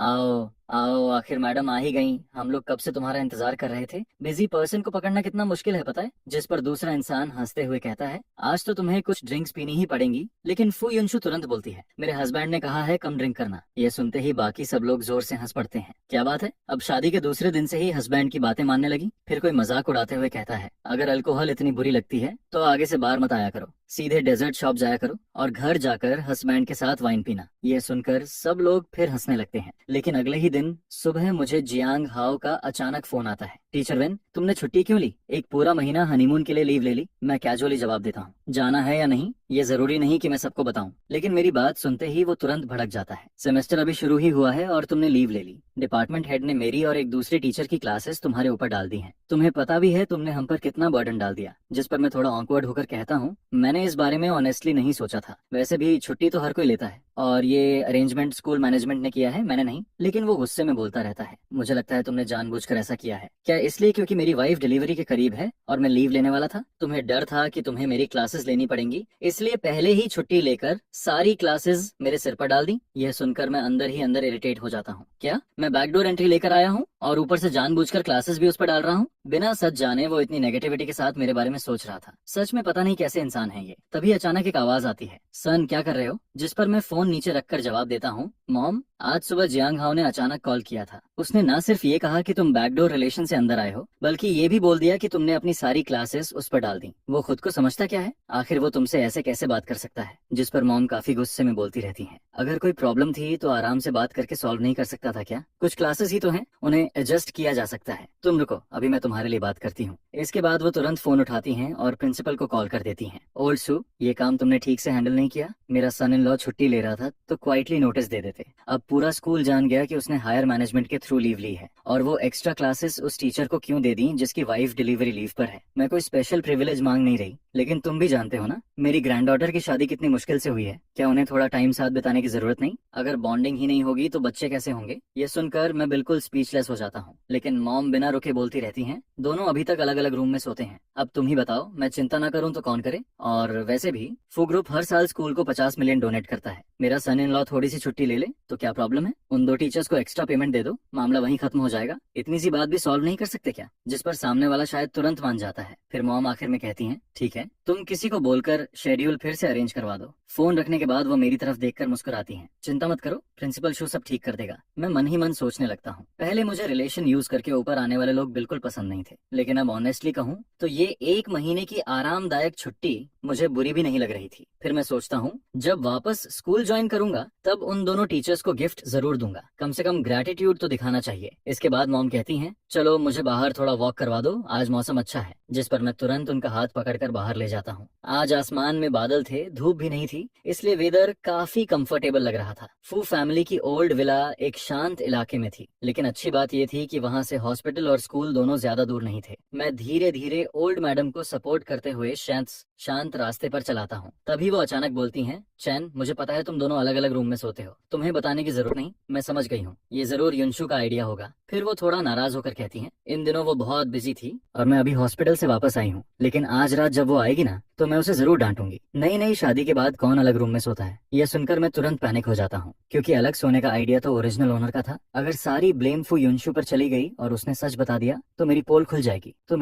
जाएगी। लेकिन मेरी चुप्पी देखकर ओल्ड मैडम उल्टा इमोशनल हो जाती हैं। तुम्हारा नेचर सच में बहुत अच्छा है, हर बात में कॉम्प्रोमाइज कर लेते हो और शिकायत भी नहीं करते। आज रात मैं उसे बोलूंगी कि वो तुमसे प्रॉपरली अपोलोजाइज करे। जिस पर मैं जल्दी से कहता हूँ, मॉम, इसकी जरूरत नहीं है, शादी से पहले हम बस एक बार मिले थे, नेचुरली हमें एक दूसरे को समझने में टाइम लगेगा और उसका काम भी बहुत बिजी है, धीरे धीरे सब ठीक हो जाएगा, आपको टेंशन लेने की जरूरत नहीं। और वैसे भी युनशु ने मेरे साथ कुछ गलत नहीं किया। लेकिन ओल्ड मैडम गहरी सांस लेते हुए कहती हैं, तुम लोगों को जल्दी नहीं है, लेकिन मुझे है। देखो, हमारी उम्र हो चुकी है, अब बस यही इच्छा है कि बच्चे और ग्रैंड चिल्ड्रेन हमारे आसपास हों। तुम्हारे फादर भी अगर ग्रैंड चाइल्ड गोद में उठा लें तो शायद हर वक्त ट्रैवल करने की जिद छोड़ दें। फिर वो धीरे से बोलती हैं, असल में हम बूढ़े हो गए हैं, नहीं तो हम तुम्हें इतना फोर्स नहीं करते। पहले हमें लगता था कि बच्चे खुश रहें, वही काफी है, लेकिन उम्र बढ़ने के साथ कुछ अधूरे रिग्रेट्स दिल में रह जाते हैं। जिस पर वो हल्की आवाज में कहती हैं, हमारे घर में कोई थ्रोन तो नहीं है इनहेरिट करने के लिए, लेकिन प्रॉपर्टी बहुत ज्यादा है, आखिर उसे बाहर वालों के हाथ में कैसे जाने दें? यह सुनकर मुझे महसूस होता है कि उनकी बात बिल्कुल गलत भी नहीं थी। फू फैमिली सच में एक टॉप वेल्थी फैमिली थी और इतनी बड़ी प्रॉपर्टी नेचुरली इनहेरिटेंस इश्यू बन सकती थी। ओल्ड मैडम और ओल्ड मास्टर के पास सिर्फ फू युनशु ही थी, इसलिए उनका चिंतित होना भी नॉर्मल था। लेकिन आयरनी ये थी कि ओरिजिनल स्टोरी में आखिरकार सारी प्रॉपर्टी सेकंड ब्रांच के हाथ में चली जाती है। फिर ओल्ड मैडम मेरा हाथ पकड़कर कहती हैं, चैन, मुझे पता है तुम मेरी बात समझ रहे हो, मैं तुम्हें अभी डिसीजन लेने के लिए फोर्स नहीं कर रही, मैं बस चाहती हूँ कि तुम इस मैरिज को सीरियसली लो। शादी कोई ऐसी चीज नहीं कि मुश्किल आते ही डिवोर्स कर लो। हस्बैंड वाइफ को एक दूसरे के साथ एडजस्ट होने में टाइम लगता है। फिर वो थोड़ा सीरियस होकर कहती हैं, और एक बात साफ कहूंगी, इस फैमिली को हीयर्स चाहिए। तुम्हें पता है ना इस प्रॉपर्टी पर कितनी नजरें लगी हुई हैं। मैंने और उसके फादर ने ये सब जीरो से शुरू किया था, यहाँ तक पहुँचना आसान नहीं था। इसके बाद वो फू युनशु के चाइल्डहुड के बारे में बताने लगती हैं। जब वो छोटी थी तब उसे अपने ग्रैंडफादर के साथ कुकिंग करना बहुत पसंद था। प्राइमरी स्कूल में उसका सपना शेफ बनने का था, लेकिन उसके फादर ने उसे काफी डांटा। उसके बाद जानबूझकर उसे बिजनेस नॉलेज सिखाई गई ताकि वो फ्यूचर में इस फैमिली की रिस्पॉन्सिबिलिटी संभाल सके। फिर वो धीरे से कहती हैं, मुझे अपनी बेटी पर बहुत दया आती है, लेकिन ये रिस्पॉन्सिबिलिटी है जिसे उसे उठाना ही पड़ेगा। मैं चुपचाप बैठकर उनकी सारी बातें सुनता रहता हूँ। मेरे दिल में अजीब सी फीलिंग उठने लगती है। अब मुझे समझ आने लगता है कि जब उस दिन मैंने ग्रैंडफादर का जिक्र किया था तब फू युनशु का एक्सप्रेशन अचानक क्यों बदल गया था। शायद उसके चाइल्डहुड की सारी प्रेशर और मेमोरीज उसी से जुड़ी हुई थी, और शायद इसी वजह से वो बच्चे भी नहीं चाहती थी। जिस पर मैं धीरे से जवाब देता हूँ, मॉम, आपकी सारी बातें मैं समझता हूँ, लेकिन हमारी शादी को अभी ज्यादा वक्त नहीं हुआ, हमें थोड़ा समय चाहिए एक दूसरे के साथ एडजस्ट होने के लिए। और बच्चे की बात, वो सिर्फ चाहने से तुरंत नहीं हो जाता। हम दोनों अभी मेंटली तैयार नहीं है। लेकिन ओल्ड मैडम तुरंत बोलती हैं, मैंने तुम दोनों की प्रीमारियल हेल्थ रिपोर्ट देखी है, दोनों बिल्कुल हेल्दी हो, और लड़का लड़की अगर लंबे समय तक साथ रहें तो फीलिंग्स अपने आप डेवलप हो जाती हैं, इसलिए जल्दी बच्चा होना ही सबसे अच्छा है। उनका सीरियस एक्सप्रेशन देखकर मैं पूरी तरह निरुत्तर हो जाता हूँ। उस रात आखिरकार फू युनशु को वापस बुला लिया जाता है, जिस पर ओल्ड मैडम सख्त आवाज में कहती हैं, तुम दोनों अपने रूम में जाओ और थोड़ा रिलेशनशिप इंप्रूव करो, चाहे सिर्फ बैठकर बातें ही क्यों ना करो। फू युनशु शायद उन्हें नाराज नहीं करना चाहती थी, इसलिए वो क्वाइटली उठती है और मुझे साथ आने का इशारा करती है। मैं रूम में जाकर कैजुअली सोफा पर बैठ जाता हूँ और फोन चलाते हुए शाम की सारी बातें सोचने लगता हूँ। डिनर के वक्त ओल्ड मैडम ने फू युनशु को काफी डांटा था। उन्होंने कहा था कि वेडिंग नाइट पर उसे मुझे अकेला नहीं छोड़ना चाहिए था, लेकिन पूरी बात सुनने के दौरान फू युनशु ना तो कुछ डिनाई करती है और ना ही कोई एक्सप्रेशन दिखाती है। वो बस चुपचाप सब सुनती रहती है, जिस पर मैं मन ही मन सोचता हूँ शायद वो इस बात को सीरियसली नहीं ले रही। तभी अचानक वो मेरी तरफ देखकर पूछती है, आज मॉम ने तुमसे काफी बातें की ना? मैं कैजुअली जवाब देता हूँ, मैं उन्हें वॉक पर ले गया था, उन्होंने बहुत सारी बातें बताई। बच्चों वाली बात मैं जानबूझकर मेंशन नहीं करता, लेकिन तभी वो सीधा पूछती है, क्या तुमने मॉम से कहा कि मैं तुम्हें इग्नोर करती हूँ? जिस पर मैं तुरंत बोलता हूँ, नहीं, वो तो उन्होंने खुद कहा था। फिर वो मेरी आंखों में देखते हुए पूछती है, लेकिन तुमने उन्हें एक्सप्लेन भी नहीं किया। सही कह रही हो ना? इसके बाद कमरे में कुछ सेकंड के लिए साइलेंस छा जाता है। फिर वो धीरे से पूछती है, तो अब तुम्हारा क्या प्लान है? वापस अलग अलग रूम्स में सोना है या फिर हस्बैंड वाइफ की रिस्पॉन्सिबिलिटीज निभानी शुरू करें? ऐसा भी नहीं है कि ये नहीं हो सकता। पिछले जन्म में मैंने कभी किसी से प्यार तक नहीं किया था और न ही कभी उस तरह की कोई चीज एक्सपीरियंस की थी। फॉर तो इतनी खूबसूरत और दिल हिला देने वाली है, फिर मैं क्यों मना करूं? बच्चे तो अभी जरूरी नहीं है, लेकिन हस्बैंड वाइफ वाली लाइफ तो हो सकती है। तब हम लोग प्रिकॉशंस यूज कर लेंगे, है ना? लगता है दादी ने इनहेरिटेंस वाली बात भी तुमसे कर ली है। क्या तुम फ्यूचर में होने वाले बच्चे की पोजीशन मजबूत करना चाहते हो? मेरा वो मतलब नहीं है, मैं बस हस्बैंड वाइफ की रिस्पॉन्सिबिलिटी निभाने की बात कर रहा था। रहने दो रहने दो, आज मैं सोफा पर सो जाता हूँ। वापस आने के बाद भी एक ही रूम में रहने की जरूरत नहीं है। मैंने पहले ही मॉम से कह दिया था कि इस चीज की कोई जल्दी नहीं है। आखिर मैंने उस वक्त हाँ की क्यों बोल दिया? अब तो मेरी असली रंगीन सोच सामने आ गई। इन 2 सालों में मेरा बच्चा पैदा करने का कोई प्लान नहीं है, और वैसे भी पहले मेरा अलग रूम में सोने का कोई इरादा नहीं था। ये सजेशन तो तुम्हारा था, मैं तुम्हारी राय की रिस्पेक्ट करती हूँ। अगर तुम सिर्फ मॉम की बात मानकर मेरे साथ कोऑपरेट कर रहे हो तो उसकी बिल्कुल जरूरत नहीं है। मुझे किसी को फोर्स करके हस्बैंड वाइफ की ड्यूटी निभाना पसंद नहीं है, और जहाँ तक हमारी शादी का सवाल है, तुम्हें उसकी भी चिंता करने की जरूरत नहीं है। 4 ऑन फैमिली की ये शादी बिजनेस बेनिफिट से जुड़ी हुई है। उसकी बातें सुनकर मेरा दिमाग थोड़ा सुन्न पड़ जाता है। मैं तो यहाँ दूसरी दुनिया में सिर्फ लाइफ एंजॉय करने आया था। मैं बस आज के लिए जीना चाहता हूँ। ये कोई दादी का प्रेशर नहीं है। मैं तो बस मॉम से नॉर्मली बात कर रहा था। उनकी बातें सुनकर लगा कि वो गलत भी नहीं कह रही हैं। अगर तुम फिर भी ऐसा ही सोचती हो तो मैं क्या ही कह सकता हूँ। और वैसे भी हस्बैंड वाइफ वाली रिस्पॉन्सिबिलिटी हर बार अवॉइड नहीं की जा सकती। जब तक डिवोर्स ना हो, क्या हम हमेशा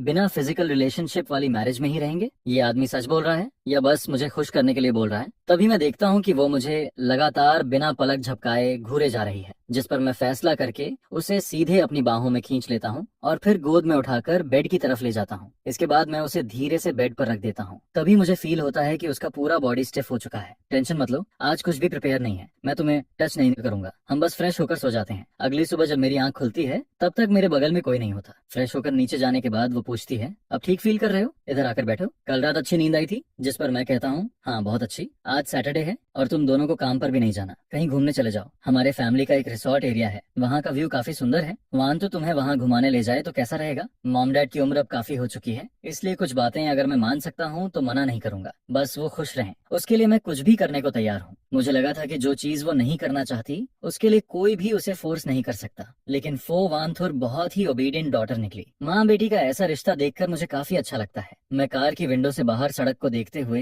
पुरानी यादों में खो जाता हूँ। इस दुनिया में आने के बाद दूर रहने वाले पेरेंट्स ने सिर्फ हमारी शादी के दूसरे दिन मुझे एक मैसेज भेजा था। उन्होंने कहा था, इतनी दूर आने की जरूरत नहीं है, नई बहू को वापस घर मत लाना। उसके बाद उन्होंने ज्यादा कांटेक्ट भी नहीं किया। सच कहूँ तो मेरे अंदर हमेशा फैमिली अफेक्शन की कमी रही है, लेकिन ओरिजिनल बॉडी वाले पेरेंट्स का तो पहले ही डिवोर्स हो चुका था। ओरिजिनल ओनर बचपन से ही काफी इंडिपेंडेंट लाइफ जी रहा था। उस दिन जब मेरे पास कोई काम नहीं था, तब मैंने शादी के बाद पेरेंट्स द्वारा दिए गए एसेट्स का हिसाब लगाया। अगर सबको कैश में बदलें तो करीब 100 मिलियन से ज्यादा की प्रॉपर्टी निकलती है। कैश के अलावा उसमें बहुत सारी रियल एस्टेट और कंपनी शेयर्स भी शामिल हैं। मतलब अगर मैं फो फैमिली पर डिपेंड ना भी करूं तब भी पूरी जिंदगी आराम से काट सकता हूं। हालांकि ओरिजिनल ओनर अपने पेरेंट्स के करीब नहीं था, लेकिन उन्होंने उसे देने वाली चीजों में कभी कमी नहीं छोड़ी। फिर मुझे अपने पेरेंट्स याद आ जाते हैं। वो तो मेरी कॉलेज फीस तक नहीं दे पाए थे। पूरा खर्च मैंने खुद पार्ट टाइम जॉब्स करके निकाला था। जॉब मिलने के बाद भी मुझे घर पैसे भेजने पड़ते थे। इसी सोच में मुझे पता ही नहीं चलता कि कार रिजॉर्ट की पार्किंग में पहुंच चुकी है, जिस पर वो पूछती है, क्या सोच रहे हो? पहुंच गए हैं, नीचे उतरते हैं। मैं अपने चेहरे पर हल्का थपथपाता हूँ। पता नहीं क्यों बेकार की बातें सोचता रहता हूँ। अभी की लाइफ इतनी आरामदायक है, मुझे खुश रहना चाहिए। कार से उतरते ही मुझे कुछ बड़े पुराने पेड़ दिखाई देते हैं। तभी मैं रुककर फोटो ले रहा होता हूँ और दूसरी तरफ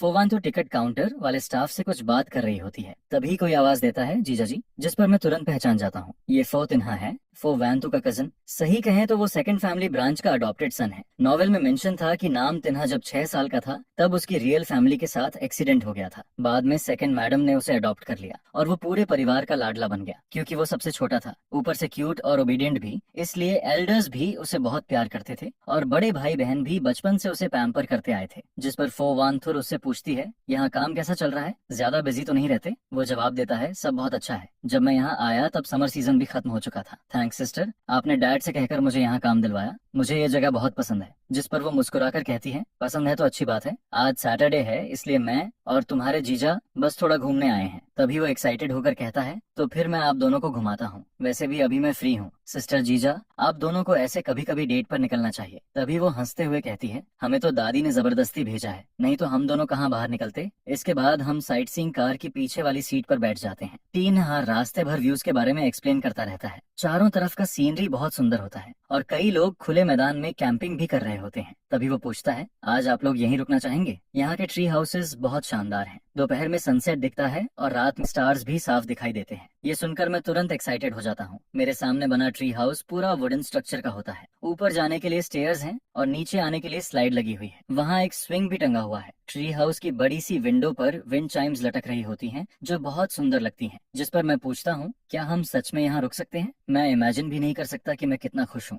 वो हंसते हुए कहता है, बिल्कुल रुक सकते हैं, ये सब अपना ही है। जीजा जी, आपको जो रूम पसंद आए उसमें रह सकते हैं। जिस पर मैं कहता हूँ, तुम अरेंज कर दो, आज हम यहीं रुकेंगे। इसके बाद वो बताता है कि यहाँ हर दिन लोग सफाई करने आते हैं। अभी मैं किसी को एक्स्ट्रा सामान प्रिपेयर करने के लिए बोल देता हूँ। ये कहकर वो मुझे आंख मारता है। उसका वो विंक देखकर ही समझ आ जाता है कि उसके दिमाग में जरूर कुछ चल रहा है। इसके बाद हम कुछ और जगह घूमते हैं, फिर रेस्टोरेंट जाकर खाना खाते हैं। तभी वो कहता है, सिस्टर जीजा, दोपहर में मेरी मीटिंग है इसलिए मैं आगे आपके साथ नहीं रह पाऊंगा। ट्री हाउस सब तैयार करवा दिया है, आप लोग पहले जाकर थोड़ा रेस्ट कर लीजिए, फिर बाद में घूमना। जिस पर फोवांथुर कहती है, ठीक है, तुम अपना काम देखो, हम दोनों खुद घूम लेंगे। फोवांथु मेरे पीछे चलते हुए हल्के से मुस्कुरा रही होती है। वो मुझे देखते हुए पुरानी यादों में खो जाती है। उसकी पूरी जिंदगी में अगर वो खाना, सोना और पढ़ाई नहीं कर रही होती तो या तो टैलेंट क्लासेस में जाने के रास्ते में होती या फिर कंपनी में काम कर रही होती। मैं हमेशा उन लोगों से जलता था जो अपने पेरेंट्स के साथ घूमने जाया करते थे, और उन दोस्तों से भी जो स्कूल खत्म होने के बाद अपने फ्रेंड्स के साथ मूवी देखने या शॉपिंग करने चले जाते थे। मेरी यूथ में शायद कोई अच्छी मेमोरीज थी ही नहीं। बाद में जब मैं बड़ा हुआ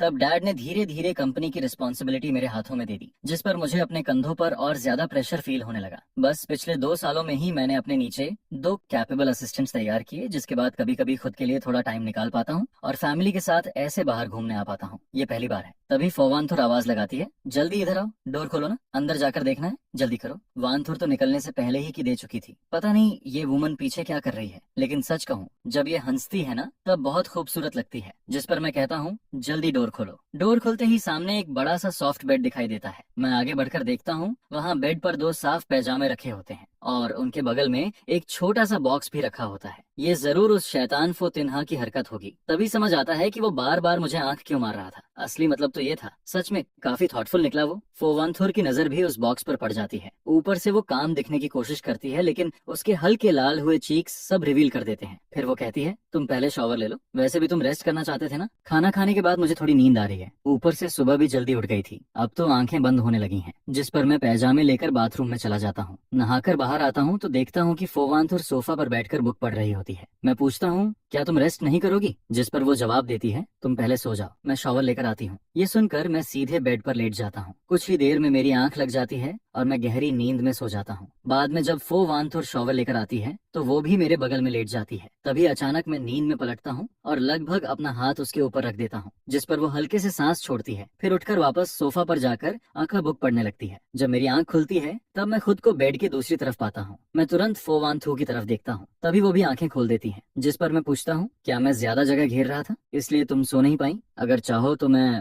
फोतिनहा से एक और रूम तैयार करने को कह दूं, जिस पर वो कामली जवाब देती है जरूरत नहीं है, ये हाई क्लास मैरिज है। अगर हस्बैंड वाइफ का रिश्ता स्टेबल दिखेगा तो दोनों फैमिलीज के बिजनेस के लिए अच्छा रहेगा, वरना बाहर लोग बातें बनाएंगे और कंपनी के शेयर्स पर भी असर पड़ सकता है। इसलिए बाहर कम से कम थोड़ा ध्यान रखना चाहिए।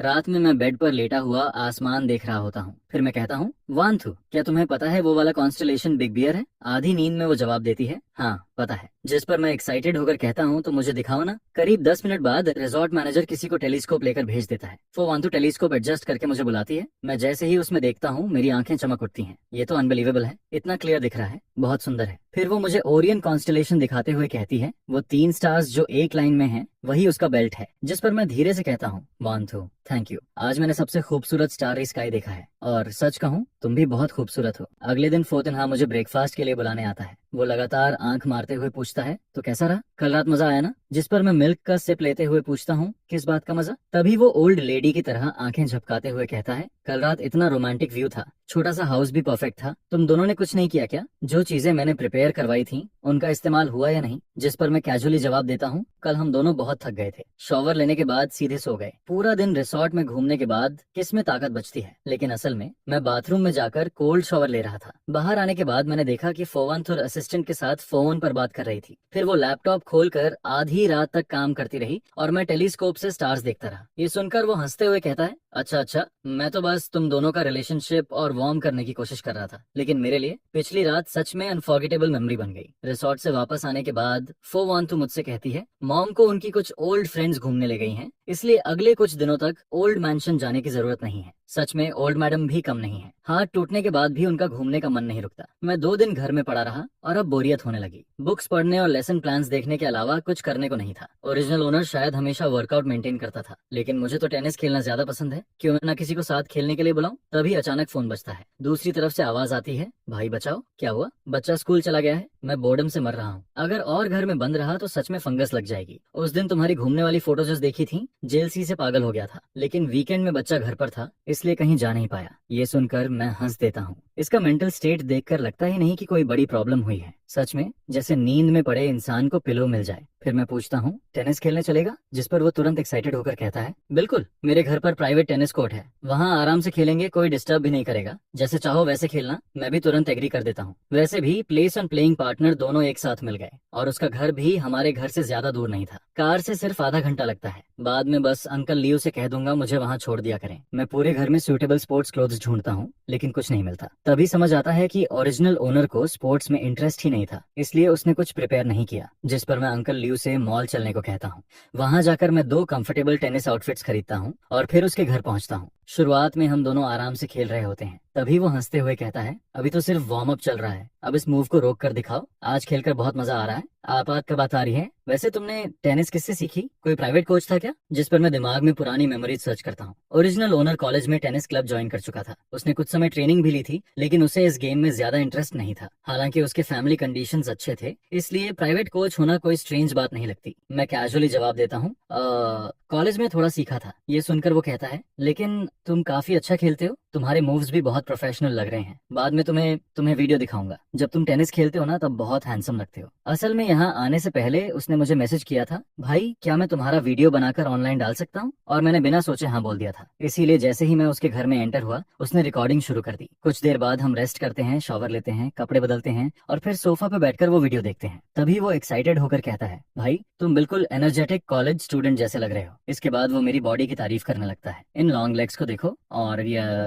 ये मसल्स भी। जवान होना सच में कितना अच्छा होता है, और रिच होना उससे भी अच्छा। पैसे हो तो जो चाहो खरीद सकते हो, फ्री टाइम में जिम जा सकते हो, स्विमिंग कर सकते हो, यहाँ तक कि प्राइवेट ट्रेनर भी हायर कर सकते हो। ऐसी बॉडी तो बननी ही थी। फिर मैं हंसते हुए कहता हूँ, लेकिन नामलोई तुम भी काफी हैंडसम हो। तभी नामलोई हंसते हुए कहता है, देखो तो सही, तुम कितने मैस्कुलिन लग रहे हो। हाँ हाँ हाँ, इधर आओ, तुम्हें भी ये मैस्कुलिनिटी फील करवाता हूँ। उसी समय बगल में रखा रिकॉर्डिंग डिवाइस अभी भी ऑन होता है और वो हमारी सारी बातें रिकॉर्ड कर रहा होता है। नहाम लोग के घर खाना खाने के बाद मैं वापस घर लौट आता हूँ। घर आकर मैं दोपहर की नींद लेता हूँ। जब मेरी आंख खुलती है तब फोन के शॉर्ट वीडियो ऐप से नोटिफिकेशन आती है कि मेरे पास 99 से ज्यादा अनरीड मैसेजेस पड़े हैं। मैं ऐप खोलता हूँ तो प्राइवेट मैसेजेस और कमेंट्स इतने ज्यादा होते हैं कि देखना मुश्किल हो जाता है। तभी पता चलता है कि मेरे जाने के बाद नहम लोई ने वीडियो एडिट करके ऑनलाइन अपलोड कर दिया था। उसने मेरा अकाउंट भी टैग किया था। क्या यही होती है मिलियंस फॉलोअर्स वाले इन्फ्लुएंसर की ताकत? क्या मैं सच में फेमस हो गया हूँ? तभी कई लोग मैसेज भेजने लगते हैं, हैंडसम भाई सामने आ जाओ ना, प्लीज डेली लाइव वीडियोस और अपलोड करो, आंखों को सुकून मिल जाएगा। आपकी बॉडी शेप कमाल की है,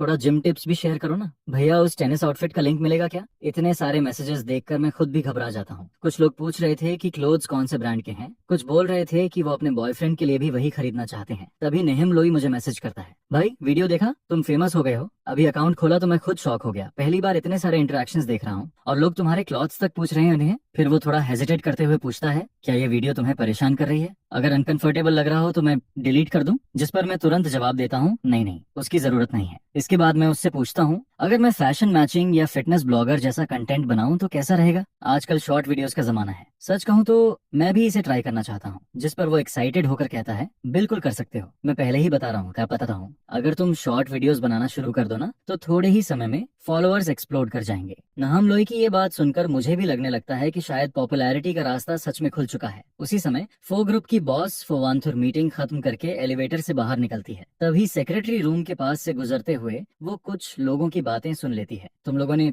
नहम लोई का नया वीडियो देखा? उसके साथ टेनिस खेलने वाला लड़का इतना हैंडसम है कि कमेंट्स में लोग पागल हो रहे हैं। दूसरी लड़की बोलती है, हाँ देखा, नहम लोई ने उसका पर्सनल अकाउंट भी टैग किया है, लेकिन उसके अकाउंट पर अभी ज्यादा कुछ नहीं है। फिर कोई कहता है, कमेंट्स में लोग पूछ रहे थे कि उसका गर्लफ्रेंड है या नहीं, लेकिन नहम लोई ने रिप्लाई किया कि वो मैरिड है। पता नहीं किस लड़की की किस्मत इतनी अच्छी है। दूसरी तुरंत बोल पड़ती है, उसका टेनिस आउटफिट देखा, लेटेस्ट लग्जरी ब्रांड वाला था और उसकी बॉडी सीरियसली परफेक्ट थी। मुझे तो लगता है उसके एब्स भी होंगे। और मैंने तो किसी को ये भी कहते देखा कि वो किम डे यूनिवर्सिटी का लेक्चरर है। ये सब सुनने के बाद फोवांथु वापस अपने ऑफिस में चली जाती है। फिर वो ऐप खोलती है जिसे वो बहुत कम इस्तेमाल करती थी। उसे याद आता है कि पहले जब वो और नहिम लोई ने अपना अकाउंट बनाया था तब उन्होंने ग्रुप में मैसेज करके सबसे फॉलो करने को कहा था। उस वक्त उसने शायद अपने दूसरे अकाउंट से उन्हें फॉलो किया था, लेकिन उसके बाद कभी ऐप खोला ही नहीं। वीडियो ढूंढना आसान था क्योंकि थंबनेल में साफ मैं और नहम लोई टेनिस खेलते दिखाई दे रहे थे। वीडियो देखते हुए फो वान थू को खुद एहसास नहीं होता कि उसकी नजरें लगातार मुझ पर टिकी हुई हैं। उस रात जब वो घर लौटती है तब मैं सोफा पर बैठा होता हूँ। फिर मैं पूछता हूँ, वान थू, अगर मैं घर पर वीडियोस बनाऊं तो तुम्हें कोई प्रॉब्लम तो नहीं होगी? जिस पर वो पूछती है, अचानक वीडियोस बनाने का मन कैसे हुआ? मैं मुस्कुराकर जवाब देता हूँ, 1 महीने से घर पर हूँ, खाली बैठे बैठे बोर्डम होने लगी थी, इसीलिए सोचा कुछ नया ट्राई करूँ। वो शांत आवाज में कहती है, अगर ट्राई करना चाहते हो तो करो, लेकिन पहले से मेंटली तैयार रहना, नेगेटिव कमेंट्स भी आएंगे और खुद पर ज्यादा प्रेशर मत लेना। असल में वो कहना चाहती थी कि हमारे घर में तुम्हें पैसे कमाने की जरूरत नहीं है, लेकिन फिर शायद उसे लगा कि ऐसा कहना मेरी रिस्पेक्ट कम करना होगा। मैं समझ जाता हूँ कि वो मेरी चिंता कर रही है, इसलिए मैं हंसकर कहता हूँ, मुझे पता है, मैं इसे बस हॉबी की तरह देख रहा हूँ और इससे नई स्किल्स भी सीखने को मिलेंगी। मैं खुद पर प्रेशर नहीं डालूंगा। अभी तो मुझे इससे पैसे कमाने की भी जरूरत नहीं है, इसलिए मैं आराम से वीडियोस बना सकता हूँ। ज्यादा टाइम स्क्रिप्ट्स लिखने, कैमरा एंगल्स और एडिटिंग सीखने में लगा सकता हूँ, तभी तो अपने पसंद का कंटेंट बना पाऊंगा। फिर वो पूछती है, आज तुम नहम लोई के साथ घूमने गए थे? सच कहूँ मुझे थोड़ा सरप्राइज हुआ। जिस पर मैं पूछता हूँ, तुमने वीडियो देख लिया? तभी अचानक मेरे दिमाग में आता है, कहीं वो ये तो नहीं सोच रही कि मैं अटेंशन मिलने के बाद वीडियोस बनाना शुरू कर रहा हूँ। वो धीरे से जवाब देती है, आज ऑफिस में सब लोग उसी की बातें कर रहे थे, इसलिए क्यूरियोसिटी में देख लिया, लेकिन कमेंट्स पढ़ते वक्त मुझे थोड़ा अजीब लग रहा था। इतने सारे लोग तुम्हारे बारे में बातें कर रहे थे, पता नहीं क्यों दिल थोड़ा अनईजी हो गया। इसके बाद मैं उसे बताता हूँ, नहम लोई ने बच्चे को किंडरगार्टन छोड़ने के बाद मुझे कॉल किया था। वो घर में बोर हो रहा था, वैसे भी मैं टेनिस खेलना चाहता था, तो हम दोनों तुरंत रेडी हो गए। सच कहूँ उसके घर का टेनिस कोर्ट बहुत बड़ा है। हम दोनों ने पूरा सुबह खेला, बहुत मजा आया। फिर हम दोनों लिविंग रूम के सोफा पर जाकर बैठ जाते हैं। तभी वांतु पूछती है, तुम्हें टेनिस इतना पसंद है? मैं जवाब देता हूँ, हाँ, कॉलेज के समय से खेल रहा हूँ, सो खाता हूँ। मास्टर्स के दौरान ज्यादा टाइम नहीं मिला, इसलिए छोड़ दिया था। अब थोड़ा फ्री हूँ तो फिर से शुरू करना चाहता हूँ। फिर मैं उससे पूछता हूँ, वांथु, तुम्हें टेनिस खेलना आता है? सुना है वो भी अच्छा खेलती है, कभी हम दोनों कपल्स साथ में खेल सकते हैं। जिस पर वो हल्का मुस्कुराकर कहती है, हाँ, मुझे थोड़ा बहुत आता है। मैं तुरंत कहता हूँ, अगर नहीं भी आता तो कोई बात नहीं, मैं तुम्हें सिखा दूंगा। इसी दौरान नाम लोई द्वारा अपलोड किया गया वीडियो लगातार वायरल होता जा रहा था। जब लोग मेरे प्रोफाइल पर आते हैं तो उन्हें मेरा पहला अपलोडेड वीडियो भी दिखाई रिप्लाई देता है। वीडियो अपलोड होने के सिर्फ 2 घंटे में ही व्यूज 1 लाख पार कर जाते हैं। फॉलोअर्स भी तेजी से बढ़ने लगते हैं, जिस पर मैं एक्साइटेड होकर सोचता हूँ, लगता है मैंने पॉपुलैरिटी का असली कोड पकड़ लिया है। अच्छा हुआ जो मैंने 1-on-1 फिटनेस कोच हायर किया था। पहले ट्रेनिंग सेशन के बाद ही मैंने एक वर्कआउट शेयरिंग वीडियो बना लिया। वीडियो में मैं कुछ आसान एक्सरसाइजेस सिखा रहा होता हूँ। ये वीडियो एक प्रोफेशनल जिम रूम में शूट किया गया था। वीडियो शूट और एडिटिंग सीखने के लिए मैंने कुछ ऑनलाइन कोर्सेज भी ज्वाइन किए और ये पूरा प्रोसेस मुझे बहुत अचीवमेंट वाला फील दे रहा था। इसी दौरान एक दिन मुझे लेंगतम का फोन आता है, जो ओरिजिनल ओनर की रियल मदर होती है। वो पूछती है, बेटा अचानक वीडियोस बनाने का कैसे सोच लिया, आजकल काम पर नहीं जा रहे क्या? जिस पर मैं जवाब देता हूँ, मदर इन लॉ ने मुझे 1 महीने की छुट्टी दिलवा दी है। वो थोड़ा शिकायत करते हुए कहती है, पहले तो तुम कहते थे घर बहुत दूर है इसलिए आने की जरूरत नहीं, अब छुट्टी मिली है फिर भी घर वापस आना याद नहीं आया? उनकी बातें सुनकर मेरा दिल थोड़ा भारी हो जाता है। मुझे हमेशा लगता था कि ओरिजिनल ओनर और उसके पेरेंट्स ज्यादा क्लोज नहीं थे, इसलिए ना वो कांटेक्ट करते थे न मैं। लेकिन आज उनकी चिंता भरी आवाज सुनकर मेरे अंदर कुछ बदल जाता है। मैं फैसला करता हूँ कि मैं उनसे मिलने जरूर जाऊंगा। अब जब मैं इस दुनिया में आ ही चुका हूँ तो ओरिजिनल ओनर के पेरेंट्स को भी अपना फैमिली मानना चाहिए। जिस पर वो खुशी से कहती है, ठीक है ठीक है, टाइम मिले तो घर आकर कुछ दिन रुक जाना, मॉम तुम्हारे पसंद का खाना बनाएगी। मैं हल्का मुस्कुराकर जवाब देता हूँ, जी मॉम मुझे पता है। वांतु के घर आने के बाद मैं उसे बता दूंगा। इसके बाद माँ की तरफ से कुछ दिल से निकली हुई बातें सुनने को मिलती हैं, जिस पर पता चलता है कि माँ अपने बेटे को कॉल करती है। वो उसे वीडियो बनाने से रोकना नहीं चाहती है, बस उन्हें डर लगता है कि कहीं वो इन सब नेगेटिव प्रेशर को अकेले हैंडल न करे। हमारे घर ने आज तक कभी जानबूझकर तुम्हारी आइडेंटिटी छुपाने की कोशिश नहीं की है। नेटिजन्स तो बस कुछ ही मिनटों में तुम्हारी सारी इन्फॉर्मेशन जड़ तक निकाल सकते हैं। जिस पर माँ पूछती है कि क्या तुमने इससे डील करने का कोई तरीका सोच लिया है? जिसके जवाब में कहता है कि उसे अच्छे से पता है कि उसे क्या करना है। ओरिजिनल ओनर वैसे भी बड़े लोगों की दुनिया का यंग मास्टर था। उसकी आइडेंटिटी में ऐसा कुछ भी नहीं है जिसे लेकर लोग ज्यादा डींग करें, और ना ही कोई स्कैंडल है जिस पर वो सोचता है कि आखिर डरने वाली बात ही क्या है। बल्कि उसने तो ओरिजिनल ओनर के ग्रैंड पेरेंट्स तक की इन्फॉर्मेशन भी खास तौर पर चेक की थी। पूरे फैमिली की 3 पीढ़ियां अच्छे कैरेक्टर वाली रही हैं, और अब के टाइम में तो ट्रैफिक ही किंग है। क्या पता इससे कंपनी को थोड़ा फायदा ही मिल जाए, शायद उसे एक्स्ट्रा डिविडेंड भी मिल जाए। इसके बाद उसके पास ओरिजिनल ओनर के रियल फादर का भी कॉल आता है, जिस पर वो कहते हैं, बेटा वही बात फिर से कहूंगा, जो करना है करो, अगर कोई प्रॉब्लम आए तो सीधे मुझे बताना, मैं सब संभाल लूंगा। यह सुनकर उसे पहली बार ऐसा फील होता है कि चाहे कुछ भी हो जाए उसके पीछे खड़े रहने वाला कोई है। ओरिजिनल ओनर सच में प्यार की कमी वाला इंसान नहीं था। फिर उसका दोस्त उसकी तारीफ करते हुए कहता है, नाइस है भाई, वीडियो काफी अच्छा शूट किया है, तो अब कंपनी के प्रोडक्ट्स प्रमोट कब कर रहा है? जिस पर वो हंसते हुए कहता है, अरे दीदी को मेरी क्या जरूरत पड़ेगी, मेरी थोड़ी बहुत पॉपुलैरिटी की तुलना उन बड़े स्टार से कैसे होगी? वो लोग बस एक लाइव स्ट्रीम में करोड़ों की सेल्स कर देते हैं, मैं तो बस मजाक में बोल रहा था। दीदी अगर मुझे सपोर्ट करती है तो वो सिर्फ एक लाइन बोलने भर की बात है। जिस पर सामने वाला कहता है कि उसने ये बात पहले ही उसकी सिस्टर को बता दी है और उसकी सारी इन्फॉर्मेशन भी प्रॉपरली सिक्योर रखी जाएगी। यह सुनकर वो चैन की सांस लेते हुए थैंक यू बोल देता है। इसके बाद शे युनझो उसे डिनर के लिए बुलाता है, जिस पर वो आन जांग से कहता है कि आज रात शे युनझो ने उसे बाहर खाने पर बुलाया है, इसीलिए वो घर पर खाना नहीं खाएगा। साथ ही वो कहता है कि युनशु को भी बता देना ताकि वो जल्दी घर लौट आए। फिर दोनों हॉटपॉट रेस्टोरेंट में बैठे होते हैं, जिस पर शे युनझो कहता है, मैंने स्पाइसी हॉटपॉट और टोमेटो हॉटपॉट दोनों ऑर्डर कर दिए हैं, ये दोनों हमारे फेवरेट हैं। इसके बाद वो उसे गौर से देखते हुए पूछता है, सिर्फ 10-15 दिन नहीं मिले और तेरी आंखों के नीचे डार्क सर्कल्स इतने हैवी कैसे हो गए? जिस पर वो थकी हुई आवाज में कहता है, मत पूछ यार, बच्चा रात भर रोता रहता है, मैं, माँ और नैनी तीनों को शिफ्ट बदल बदल कर रात में उसे संभालना पड़ता है। आजकल मेरी स्लीप पूरी तरह खराब हो चुकी है। आज वाइफ फाइनली बिजनेस ट्रिप से वापस आई है, इसलिए उसे घर पर बच्चे के साथ छोड़कर मैं उनके चलान मैं तुझे बाहर खाने बुला पाया। यह सुनकर वो पूछता है, क्या हर 2 महीने के बच्चे को ऐसा फेज होता है? जिसके जवाब में शे युनझो कहता है, नहीं, हर बच्चे को नहीं, शायद कुछ बच्चे हाई डिमांड टाइप के होते हैं, लेकिन सुन, मैं और मेरी वाइफ सेकंड चाइल्ड कभी नहीं करेंगे। फिर वो अचानक टॉपिक बदलते हुए पूछता है, वैसे तू आजकल काम पर नहीं जा रहा तो हनीमून ट्रिप जैसा कुछ प्लान क्यों नहीं करता? जिस पर वो कहता है, युनशु की कंपनी में बहुत काम है और मुझे भी लगता है कि अभी कहीं जाना सही नहीं होगा, साथ में रहते हुए थोड़ा ऑकवर्ड फील होता है। यह सुनकर शे युनझो जोर से हंस पड़ता है, क्या ऑकवर्ड भाई, कहीं ऐसा तो नहीं कि तुम दोनों के बीच अभी तक कुछ हुआ ही नहीं? यह सुनकर वो तुरंत घबरा जाता है और कहता है, अरे ये हॉटपॉट रेस्टोरेंट है, मेरा घर नहीं, कैसी बातें कर रहा है? जिस पर शे युनझो आराम से कहता है, रिलैक्स, यहाँ कौन हमारी बातें सुन रहा है, लेकिन सच बोलूं तो ऐसे सेक्सलेस मैरिज में रहना ठीक नहीं है। यह सुनकर वो थोड़ा शर्माते हुए कहता है, इस बारे में मैं बस इतना कह सकता हूँ कि हम किस कर चुके हैं। फिर वो बताता है कि इन दिनों युनशु खाना खाने के बाद सीधे स्टडी रूम में चली जाती है और जब तक वो बेडरूम में लौटती है तब तक वो खुद सो चुका होता है। रिसोर्ट से वापस आने के बाद से उसे ऐसा लग रहा है कि युनशु जानबूझकर उससे दूरी बना रही है, जिस पर शिया युनजो कहता है ये कैसे हो सकता है। वो खाना खाकर स्टडी रूम में जाती है तो उसका इंतजार नहीं कर सकता, लेकिन वो बात टालते हुए कहता है छोड़ना, अब खाना खाते हैं। इसके बाद वो घर लौट आता है, जिस पर सर्वेंट उसे देखकर कहती है यंग मास्टर वापस आ गए। फिर वो बताती है कि ये कॉफी मैडम युनशु के लिए है। ये सुनकर वो पूछता है इतनी रात में भी कॉफी, जिस पर सर्वेंट बताती है कि मैडम ने खुद प्रिपेयर करने को कहा है, शायद आज इंटरनेशनल मीटिंग है इसलिए देर तक काम करना पड़ेगा। फिर सर्वेंट उससे कहती है कि वो कॉफी ऊपर पहुंचा दे, लेकिन वो खुद कॉफी हटाकर युनशु के लिए वार्म मिल्क तैयार करता है। इसके बाद वो उसके स्टडी रूम में जाता है और कहता है मिल्क पी लो और थोड़ा रेस्ट कर लो, जिस पर युनशु पूछती है माँ वापस आ गई। वो कहता है हाँ अभी आया हूँ, नीचे आन जान कॉफी लेकर जा रही थी, लेकिन मुझे लगा रात में कॉफी कम पीनी चाहिए इसलिए मैंने इसे मिल्क से रिप्लेस कर दिया। यह सुनकर युनशु मुस्कुरा देती है और कहती है थैंक यू, तुम सच में बहुत थॉटफुल हो। फिर वो पूछती है केक खाओगे मेरे साथ, जिस पर वो हैरान होकर पूछता है केक कहाँ से आया। युनशु बताती है कि रास्ते में बेकरी दिखी तो उसने कैजुअली खरीद लिया, नीचे वाले फ्रिज में तो सिर्फ इंग्रेडिएंट्स भरे पड़े रहते हैं इसलिए वो केक ऊपर ले आई। यह सुनकर वो हंसते हुए कहता है कि इस फ्रिज में पहली बार केक रखा गया है, वरना इसमें हमेशा ड्रिंक्स ही रहती थी। इसके बाद युनशु कहती है कि आज अचानक उसका मन हुआ कि वो उसके साथ केक खाए, जिस पर वो मुस्कुराते हुए कहता है तो फिर मुझे जेंटलमैन बनकर तुम्हारा साथ देना ही पड़ेगा, आज जिम में जो मेहनत की थी वो सब बेकार चली जाएगी। यह सुनकर युनशु पूछती है तो खाओगे या नहीं, जिसके जवाब में वो कहता है खाऊंगा, पहले तुम खाओ। फिर वो केक टेस्ट करते हुए कहता है सच में बहुत टेस्टी है, पता नहीं केक अच्छा है या इसलिए अच्छा लग रहा है क्योंकि तुम मुझे खुद खिला रही हो। इसके बाद वो टेबल साफ करने के लिए उठ जाता है और युनशु से कहता है कि उसने सुना है उसकी मीटिंग शुरू होने वाली है इसलिए वो उसे डिस्टर्ब नहीं करेगा।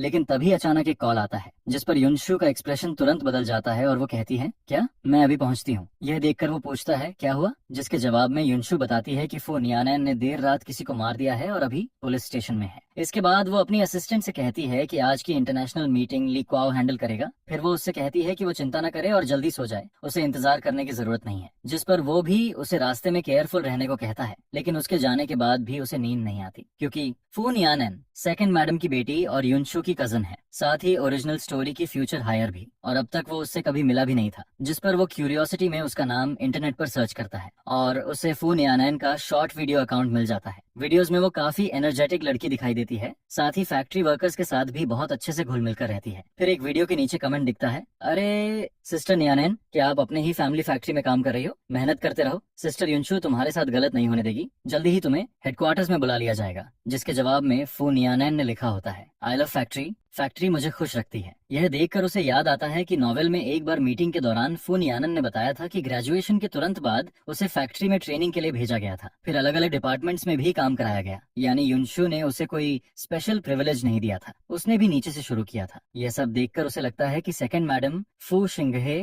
और फू नियानैन ये तीनों लोग काफी अच्छे हैं। अब बस युनशु के सेकंड अंकल ही ऐसे हैं जिनसे वो अभी तक नहीं मिला। लेकिन तभी गलती से उसका हाथ स्लिप हो जाता है और वो फू नियानैन की पोस्ट लाइक कर देता है, जिस पर वो तुरंत फ्रीज हो जाता है। उसे लगता है कि शायद फू नियानैन ने उसकी लाइक नोटिस कर ली होगी और अब वो ये बात युनशु को भी बता देगी। इसके बाद युनशु का मैसेज आता है अभी तक सोए नहीं, चिंता मत करो, उसने सिर्फ सेल्फ डिफेंस में ऐसा किया था। ये सुनकर वो थोड़ा शांत हो जाता है और युनशु से कहता है कि वो जल्दी वापस आ जाए। लेकिन जब युनशु रात में लौटती है तब तक उसकी सारी नींद उड़ चुकी होती है। वंस उसकी स्लीप टूट जाए फिर उसके लिए दोबारा सोना आसान नहीं रहता, जिस पर फोवांथु वापस आकर धीरे से पूछती है तुम अभी तक सोए नहीं, जिसके जवाब में वो कहता है नींद नहीं आ रही थी इसलिए बस नॉक पड़ रहा था। फिर वो तुरंत पूछ बैठता है वैसे आज रात आखिर हुआ क्या था, जिस पर फोवांथु आराम से कहती है कोई बड़ी बात नहीं थी। इसके बाद वो बाथरूम में चली जाती है, लेकिन जब तक वो नहाकर बाहर आती है तब तक वो आधा सो चुका होता है। फिर फोवांथु आकर उसके बगल में लेट जाती है। शायद पेट के बल सोना अनकंफर्टेबल लग रहा था, इसलिए नींद में ही वो करवट बदल देता है। लेकिन अगले ही पल उसका पूरा शरीर सीधे फोवांथु के सॉफ्ट बॉडी के ऊपर आ गिरता है,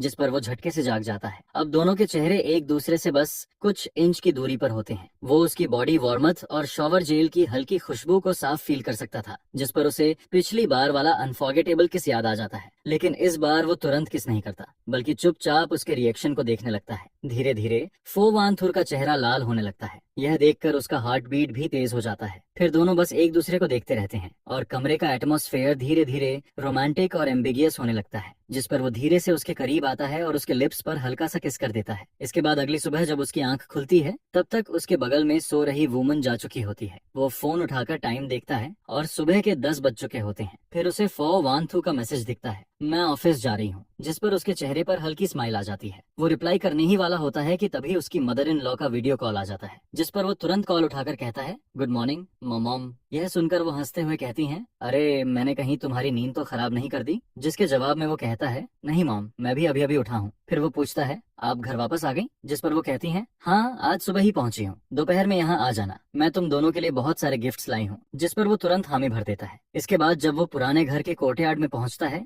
तब वो देखता है कि उसकी मदर इन लॉ किसी आदमी से बात कर रही हैं। पास जाकर देखने पर उसे पता चलता है कि वो आदमी फोवांथू का सेकंड अंकल है, जिस पर वो पोलिटली ग्रीट करता है। फिर सेकंड अंकल कहते हैं, सुना था तुम्हारी माँ वापस आ गई है, इसलिए लिन सिटी लौटने से पहले मिलने आ गया। इसके बाद वो उससे पूछते हैं, आज तुम काम पर नहीं गए? जिस पर उसकी मदर इन लॉ हंसते हुए कहती हैं, अरे अभी अभी तो दोनों की शादी हुई है, इसलिए मैंने सोचा थोड़ा छुट्टी दे दूं। हनीमून पर जाने का भी प्लान था, लेकिन मेरा हाथ टूट गया, इसलिए दोनों मेरे पास रुक गए। यह सुनकर सेकंड अंकल कहते हैं, वैसे भी छुट्टी ले ही रखी है तो घर पर आराम करना बुरा नहीं है, बाद में स्कूल वापस जाकर पढ़ाना शुरू करेगा तो काफी बिजी हो जाएगा। फिर वो अपने बेटे का जिक्र करते हुए कहते हैं, हमारे टीनहा का भी यही हाल है, काम शुरू करो तो फिर एंजॉय करने का टाइम ही नहीं मिलता, रोज इतना बिजी रहता है कि हालत खराब हो जाती है। इसके बाद वो जाने लगते हैं, जिस पर वो कहता है, सेकंड अंकल मैं आपको बाहर तक छोड़ देता हूँ। रास्ते में सेकंड अंकल उससे पूछते हैं, सुना है तुम ऑडिटिंग मेजर पढ़ाते हो? जिसके जवाब में वो कहता है, जी सही सुना आपने। जिस पर सेकंड अंकल कहते हैं, ये फील्ड काफी प्रॉमिसिंग है, तुमने कभी अकाउंटिंग फर्म्स ज्वाइन करने के बारे में नहीं सोचा? कुछ फर्म्स तो इतनी अच्छी हैं कि तुम आराम से चूज कर सकते हो। यह सुनकर वो हल्का मुस्कुरा देता है और कहता है, आप मजाक कर रहे हैं, मैं इतना कैपेबल कहाँ हूँ, और वैसे भी अकाउंटिंग फर्म्स में बहुत वर्कलोड होता है, मैं थोड़ा स्टेबल और आराम वाला काम चाहता हूँ। हालांकि उसके मन में आता है कि पिछले लाइफ में उसका सबसे बड़ा सपना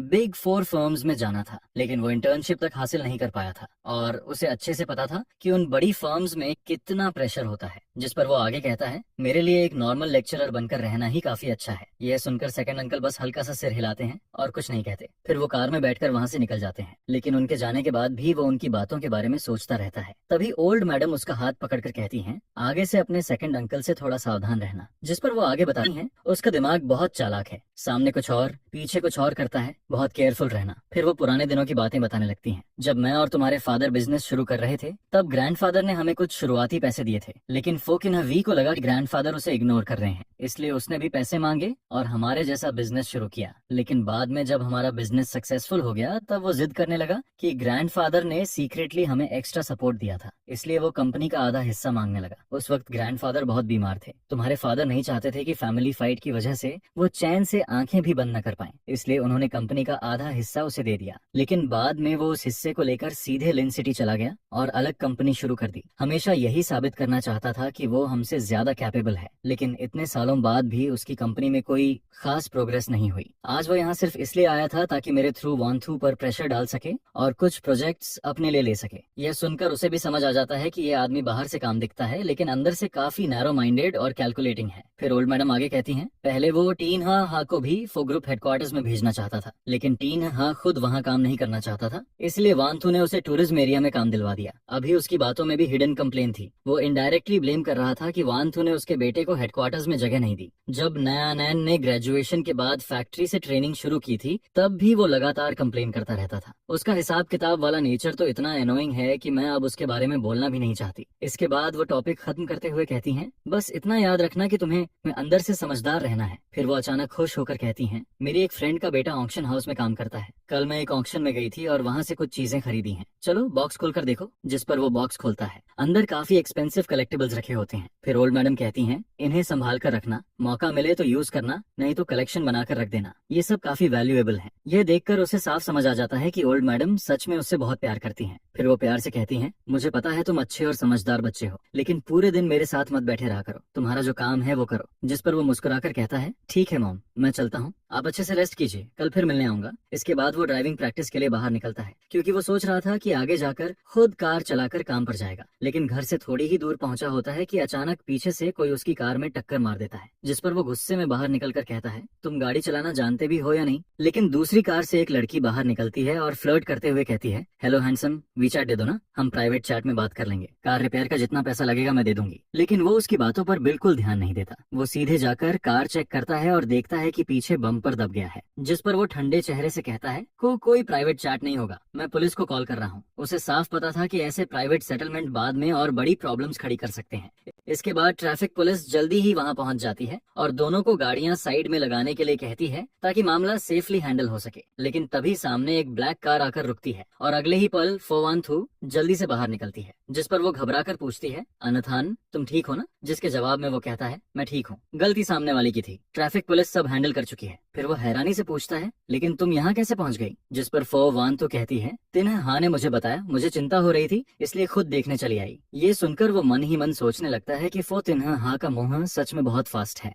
उसने तो बस कैजुअली उसे मैसेज में एक्सीडेंट का जिक्र किया था, लेकिन उसने तुरंत सारी बात फोवान थू को बता दी। जिस पर वो कहता है, कोई बड़ी बात नहीं हुई है, तुम्हें इतनी जल्दी भाग कर आने की जरूरत नहीं थी, मैं खुद हैंडल कर सकता था। जिस पर फोवान थू सीधे कहती है, तुम मेरी कार लेकर वापस जाओ, बाकी का मामला बटर जो हैंडल कर लेंगे। इसके बाद ट्रैफिक पुलिस दोनों को रिपोर्ट पेपर देकर मामला खत्म कर देती है। फिर वो नोटिस करता है कि फोवान थू का एक्सप्रेशन थोड़ा सीरियस है। जिस पर वो पूछता है, क्या हुआ? जिसके जवाब में वो कहती है, आगे से अंकल लियो ही तुम्हें पिक और ड्रॉप करेंगे, तुम्हें खुद ड्राइव करते देख मुझे बिल्कुल भी पीस नहीं मिलता। यह सुनकर वो अंदर ही अंदर थोड़ा इमोशनल हो जाता है, क्योंकि उसे साफ महसूस होता है कि फोवान थुर सच में उसकी बहुत केयर करती है। फिर वो मन ही मन सोचता है कि उसकी ड्राइविंग स्किल वैसे भी खास नहीं है, अपनी छोटी सी जान की सेफ्टी के लिए शायद अब खुद ड्राइव न करना ही बेहतर रहेगा। जिस पर वो मुस्कुराकर कहता है, ठीक है, मुझे समझ आ गया। इसके बाद फिर एक वीकेंड आता है। पिछली बार माँ के कॉल के बाद उसने और फोवान थू ने साथ में हाईथुंग जाकर फैमिली से मिलने का प्लान बनाया था। दोनों ने काफी सारे एक्सपेंसिव गिफ्ट्स भी तैयार किए थे। सबसे पहले वो अपनी मैटरनल फैमिली के घर पहुंचते हैं, लेकिन कोर्टयार्ड में कदम रखते ही उन्हें एक लड़की की लाउड आवाज सुनाई देती है, प्लीज मेरा कार्ड अनलॉक कर दो ना, मुझे सच में अपनी गलती का एहसास हो गया है, आगे से ऐसा नहीं करूंगी। जिस पर उसे याद आता है कि ये कॉक किम निगियन है, ओरिजिनल ओनर की बायोलॉजिकल मदर और स्टेप फादर की बेटी। अभी वो 10th क्लास में पढ़ती है और उसका नेचर काफी रिबेलियस है। उसे याद आता है कि पहले इस लड़की ने उससे पैसे मांगे थे, उसने उसे 5000 युआन ट्रांसफर किए थे,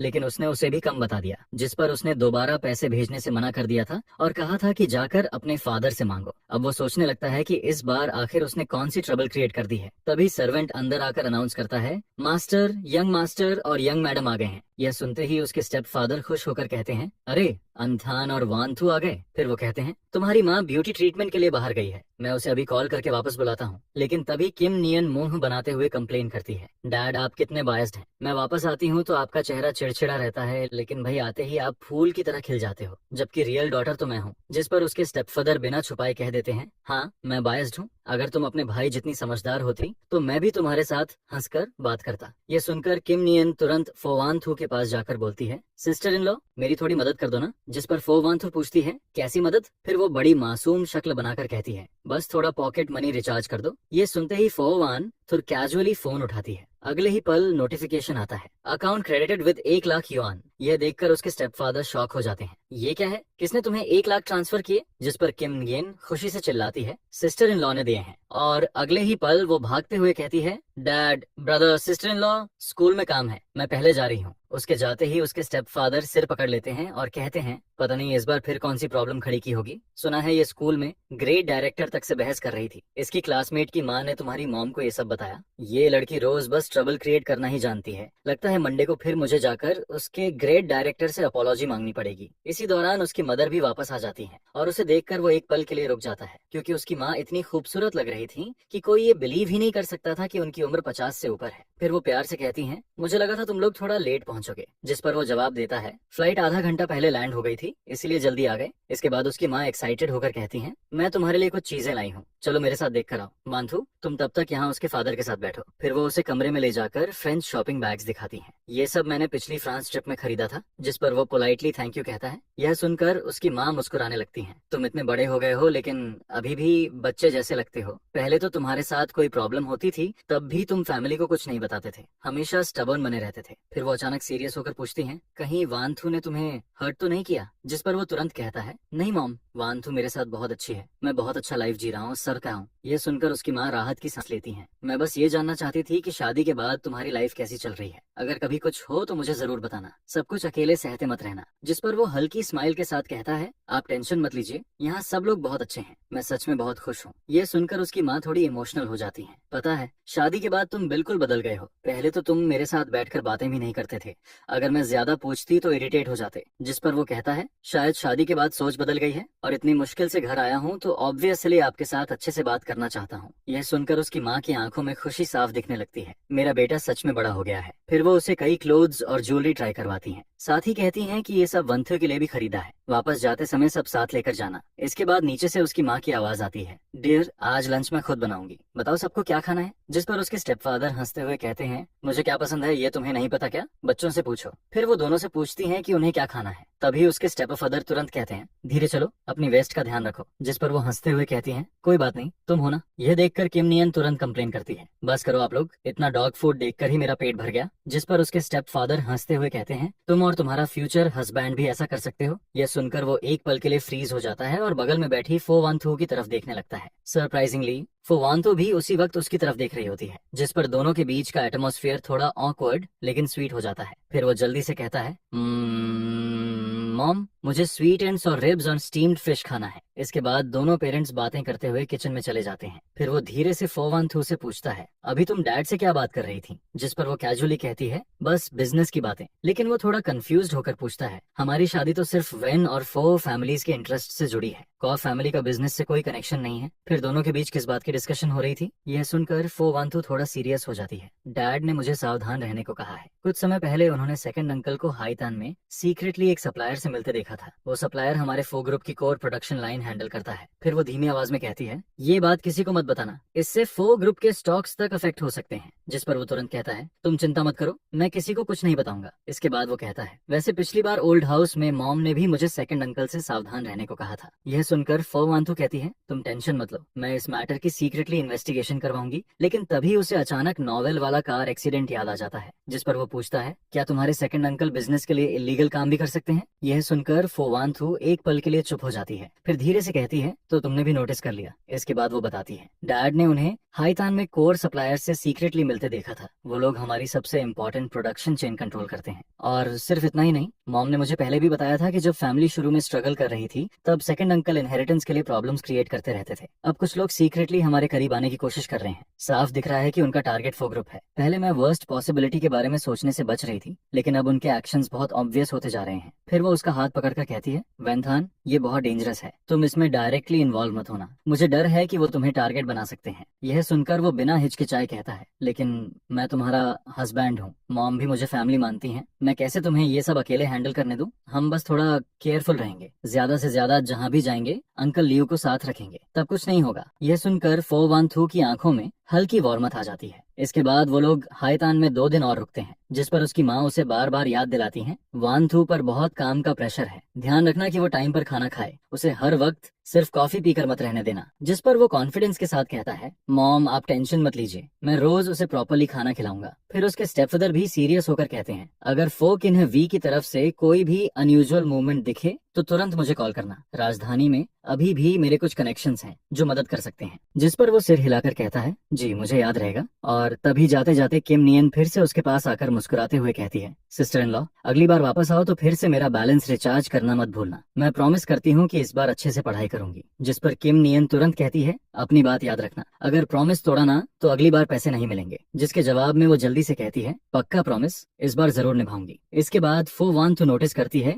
कि वो थोड़ा चुप हो गया है। जिस पर वो पूछती है, क्या हुआ। जिसके जवाब में वो हल्की स्माइल के साथ कहता है, बस यही सोच रहा हूँ कि घर की प्रॉब्लम्स की वजह से तुम्हारे पेरेंट्स को भी टेंशन लेनी पड़ रही है। ये सुनकर फो वांथू उसका हाथ पकड़ लेती है और कहती है, हम फैमिली हैं, इसमें तुम्हारा और मेरा क्या अलग, और वैसे भी मेरे पेरेंट्स तो मुझे छोड़कर तुम्हें ज्यादा प्यार करते हैं। जिस पर दोनों सामने देखते हैं, उसके पेरेंट्स खुशी खुशी बातें कर रहे होते हैं। यह देखकर फो वांथू हल्का हंस पड़ती है और कहती है, तुम्हारी स्वीट टॉकिंग स्किल काफी डेंजरस है। इसके बाद दोनों दोनों वापस हाईतान लौट आते हैं। जैसे ही वो ओल्ड मैंशन में एंटर करते हैं, उसकी माँ तुरंत खुशी से उसके पास आ जाती है। अंधन, आखिर तुम वापस आ गए, जल्दी आओ, मुझे देखने दो तुम पतले तो नहीं हो गए। फिर वो उसके चेहरे को ध्यान से देखते हुए कहती हैं, हाईथन में तुम ठीक से खाना नहीं खाते क्या? तुम्हारा कम्प्लेक्शन भी पहले से खराब लग रहा है। जिस पर वो हेल्पलेस होकर हंस देता है, मॉम मैं बिल्कुल भी पतला नहीं हुआ, रोज इतना खाता हूँ कि पेट भर जाता है, बल्कि वान तो ज्यादा बिजी रहती है, आपको उसकी ज्यादा चिंता करनी चाहिए। यह सुनकर उसकी माँ तुरंत फोवान थू की तरफ देखने लगती है। तुम भी खुद को इतना मत थकाया करो। फिर वो प्यार से कहती हैं, आज रात किचन में तुम दोनों की फेवरेट डिशेस बनवाऊंगी, अच्छे से न्यूट्रिशन लेना जरूरी है। जिस पर दोनों साथ में जवाब देते हैं, जी मॉम।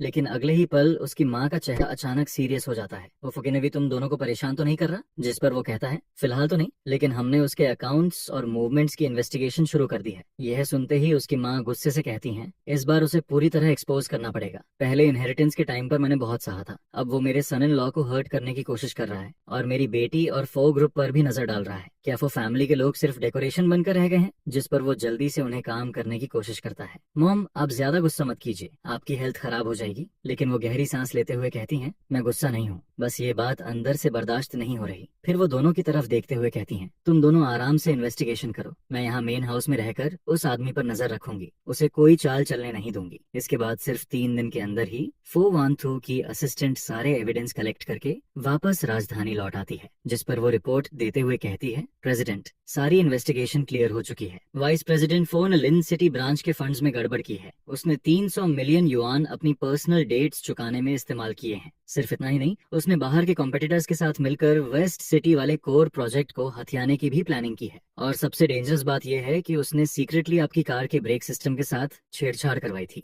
वो एक्सीडेंट क्रिएट करना चाहता था। यह सुनकर उसे तुरंत प्रीवियस असिस्टेंट का कार एक्सीडेंट याद आ जाता है। अब उसे समझ आता है कि वो सब भी उसी आदमी की प्लानिंग थी। जिस पर फोवानथुर कोल्ड एक्सप्रेशन के साथ कहती है, कल सुबह 10 बजे इमरजेंसी बोर्ड मीटिंग अरेंज करो। अगले दिन बोर्ड मीटिंग शुरू होती है एंड फोवानथुर सबके सामने अनाउंस करती है, फोकिन्ह वी ने अपनी पोजीशन का मिसयूज करके कंपनी फंड्स एम्बेजल किए हैं, साथ ही कंपनी प्रेसिडेंट की हत्या की कोशिश भी की है। सारे एविडेंस कंफर्म हो चुके हैं। आज से उसे उसके सारे पोजीशन से रिमूव किया जाता है और लॉ के हिसाब से क्रिमिनल इन्वेस्टिगेशन शुरू होगी। यह सुनकर फोकिन्ह वी तुरंत गुस्से में चिल्लाने लगता है, ये सब झूठ है, तुम लोग मुझे फंसा रहे हो। जिस पर फोवानथु बिना एक्सप्रेशन बदले कहती है, तुम्हें फंसाया गया है या नहीं, इसका जवाब जज देगा। इसके बाद ये खबर ओल्ड मैंशन तक पहुंच जाती है। जिस पर सेकंड मैडम गुस्से में चिल्लाती है, फोमानथु तुम्हारी हिम्मत कैसे हुई मेरे हस्बैंड को अरेस्ट करवाने की? हमने तुम्हारे साथ कभी बुरा नहीं किया। लेकिन तभी ओल्ड मैडम गुस्से में टेबल पर हाथ मारती हैं। उसने मेरी बेटी और सन इन लॉ को नुकसान पहुंचाने की कोशिश की है। अगर तुमने और ड्रामा किया तो मैं तुम्हें भी इन्वेस्टिगेशन में घसीट दूंगी। इसके बाद पूरा मामला फाइनली सेटल हो जाता है। जिस पर फो वानथुर थकी हुई आवाज में उससे कहती है, अब आगे से कोई तुम्हें बली नहीं कर पाएगा। जिसके जवाब में वो मुस्कुराकर कहता है, ये सब तुम्हारी और मॉम की वजह से पॉसिबल हुआ है। फिर वो पूछता है, वैसे फोन इनका क्या होगा?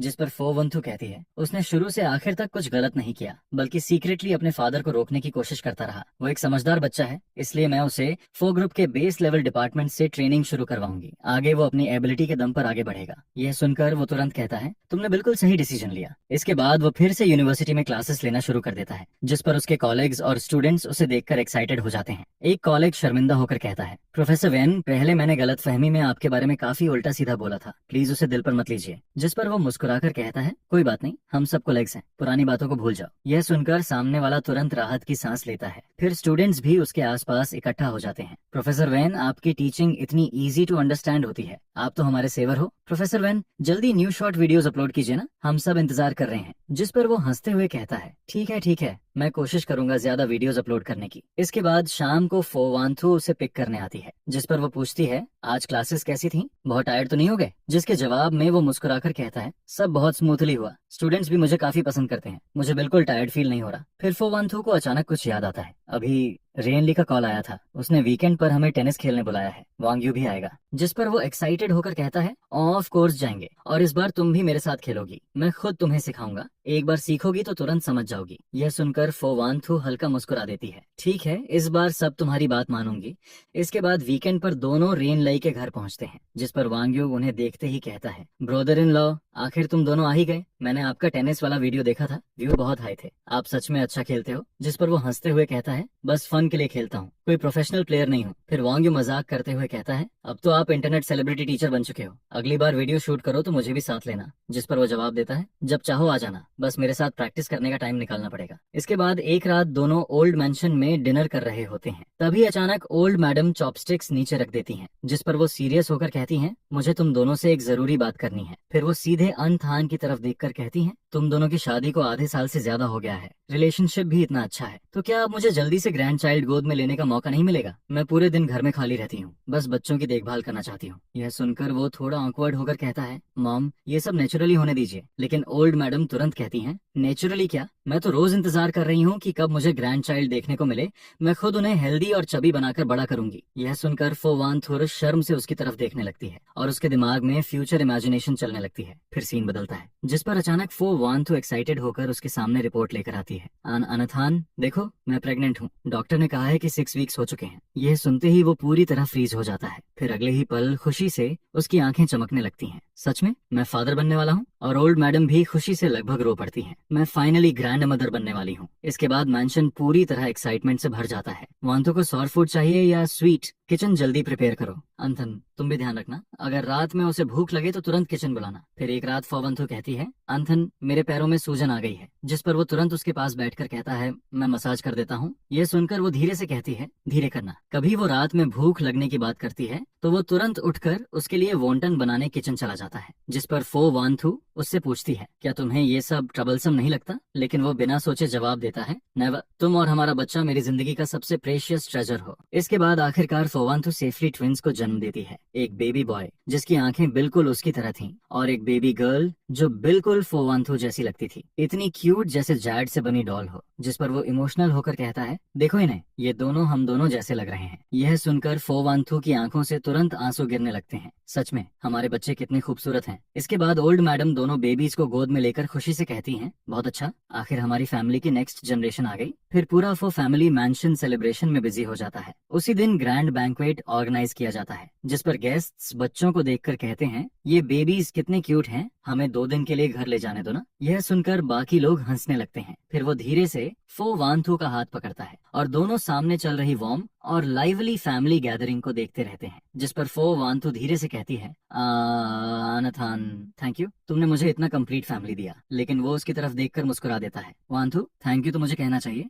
रात गहराने लगती है, जिस पर दोनों बच्चे अपने छोटे से क्रैडल में चैन से सो रहे होते हैं। कमरे में हल्की वार्म लाइट फैली होती है और पूरा माहौल बेहद पीसफुल लग रहा होता है, जिस पर फो वानथू धीरे से उसके कंधे पर सिर रखकर पूछती है, आनथान क्या हम हमेशा ऐसे ही खुश रहेंगे? यह सुनकर वो बिना एक पल सोचे हल्की स्माइल के साथ कहता है, हाँ हमेशा, इस जिंदगी में ये कभी नहीं बदलेगा। फिर वो दोनों अपने सोते हुए बच्चों को देखते रहते हैं, हेल्दी पेरेंट्स, सुरक्षित और खुश बच्चे और एक दूसरे का साथ। बस यही सिंपल लेकिन सबसे खूबसूरत जिंदगी थी, जिस पर वो मन ही मन सोचता है कि पेरेंट्स हेल्दी रहें, बच्चे सुरक्षित बड़े हों और हम हमेशा एक दूसरे के साथ रहें। एक ऐसी जिंदगी जो शांति, वार्मथ और एंडलेस प्यार से भरी हो, आसमान में चमकते स्टार्स की तरह जेंटल और खूबसूरत। यही तो वो लाइफ है जिसकी उसने हमेशा से चाहत की थी।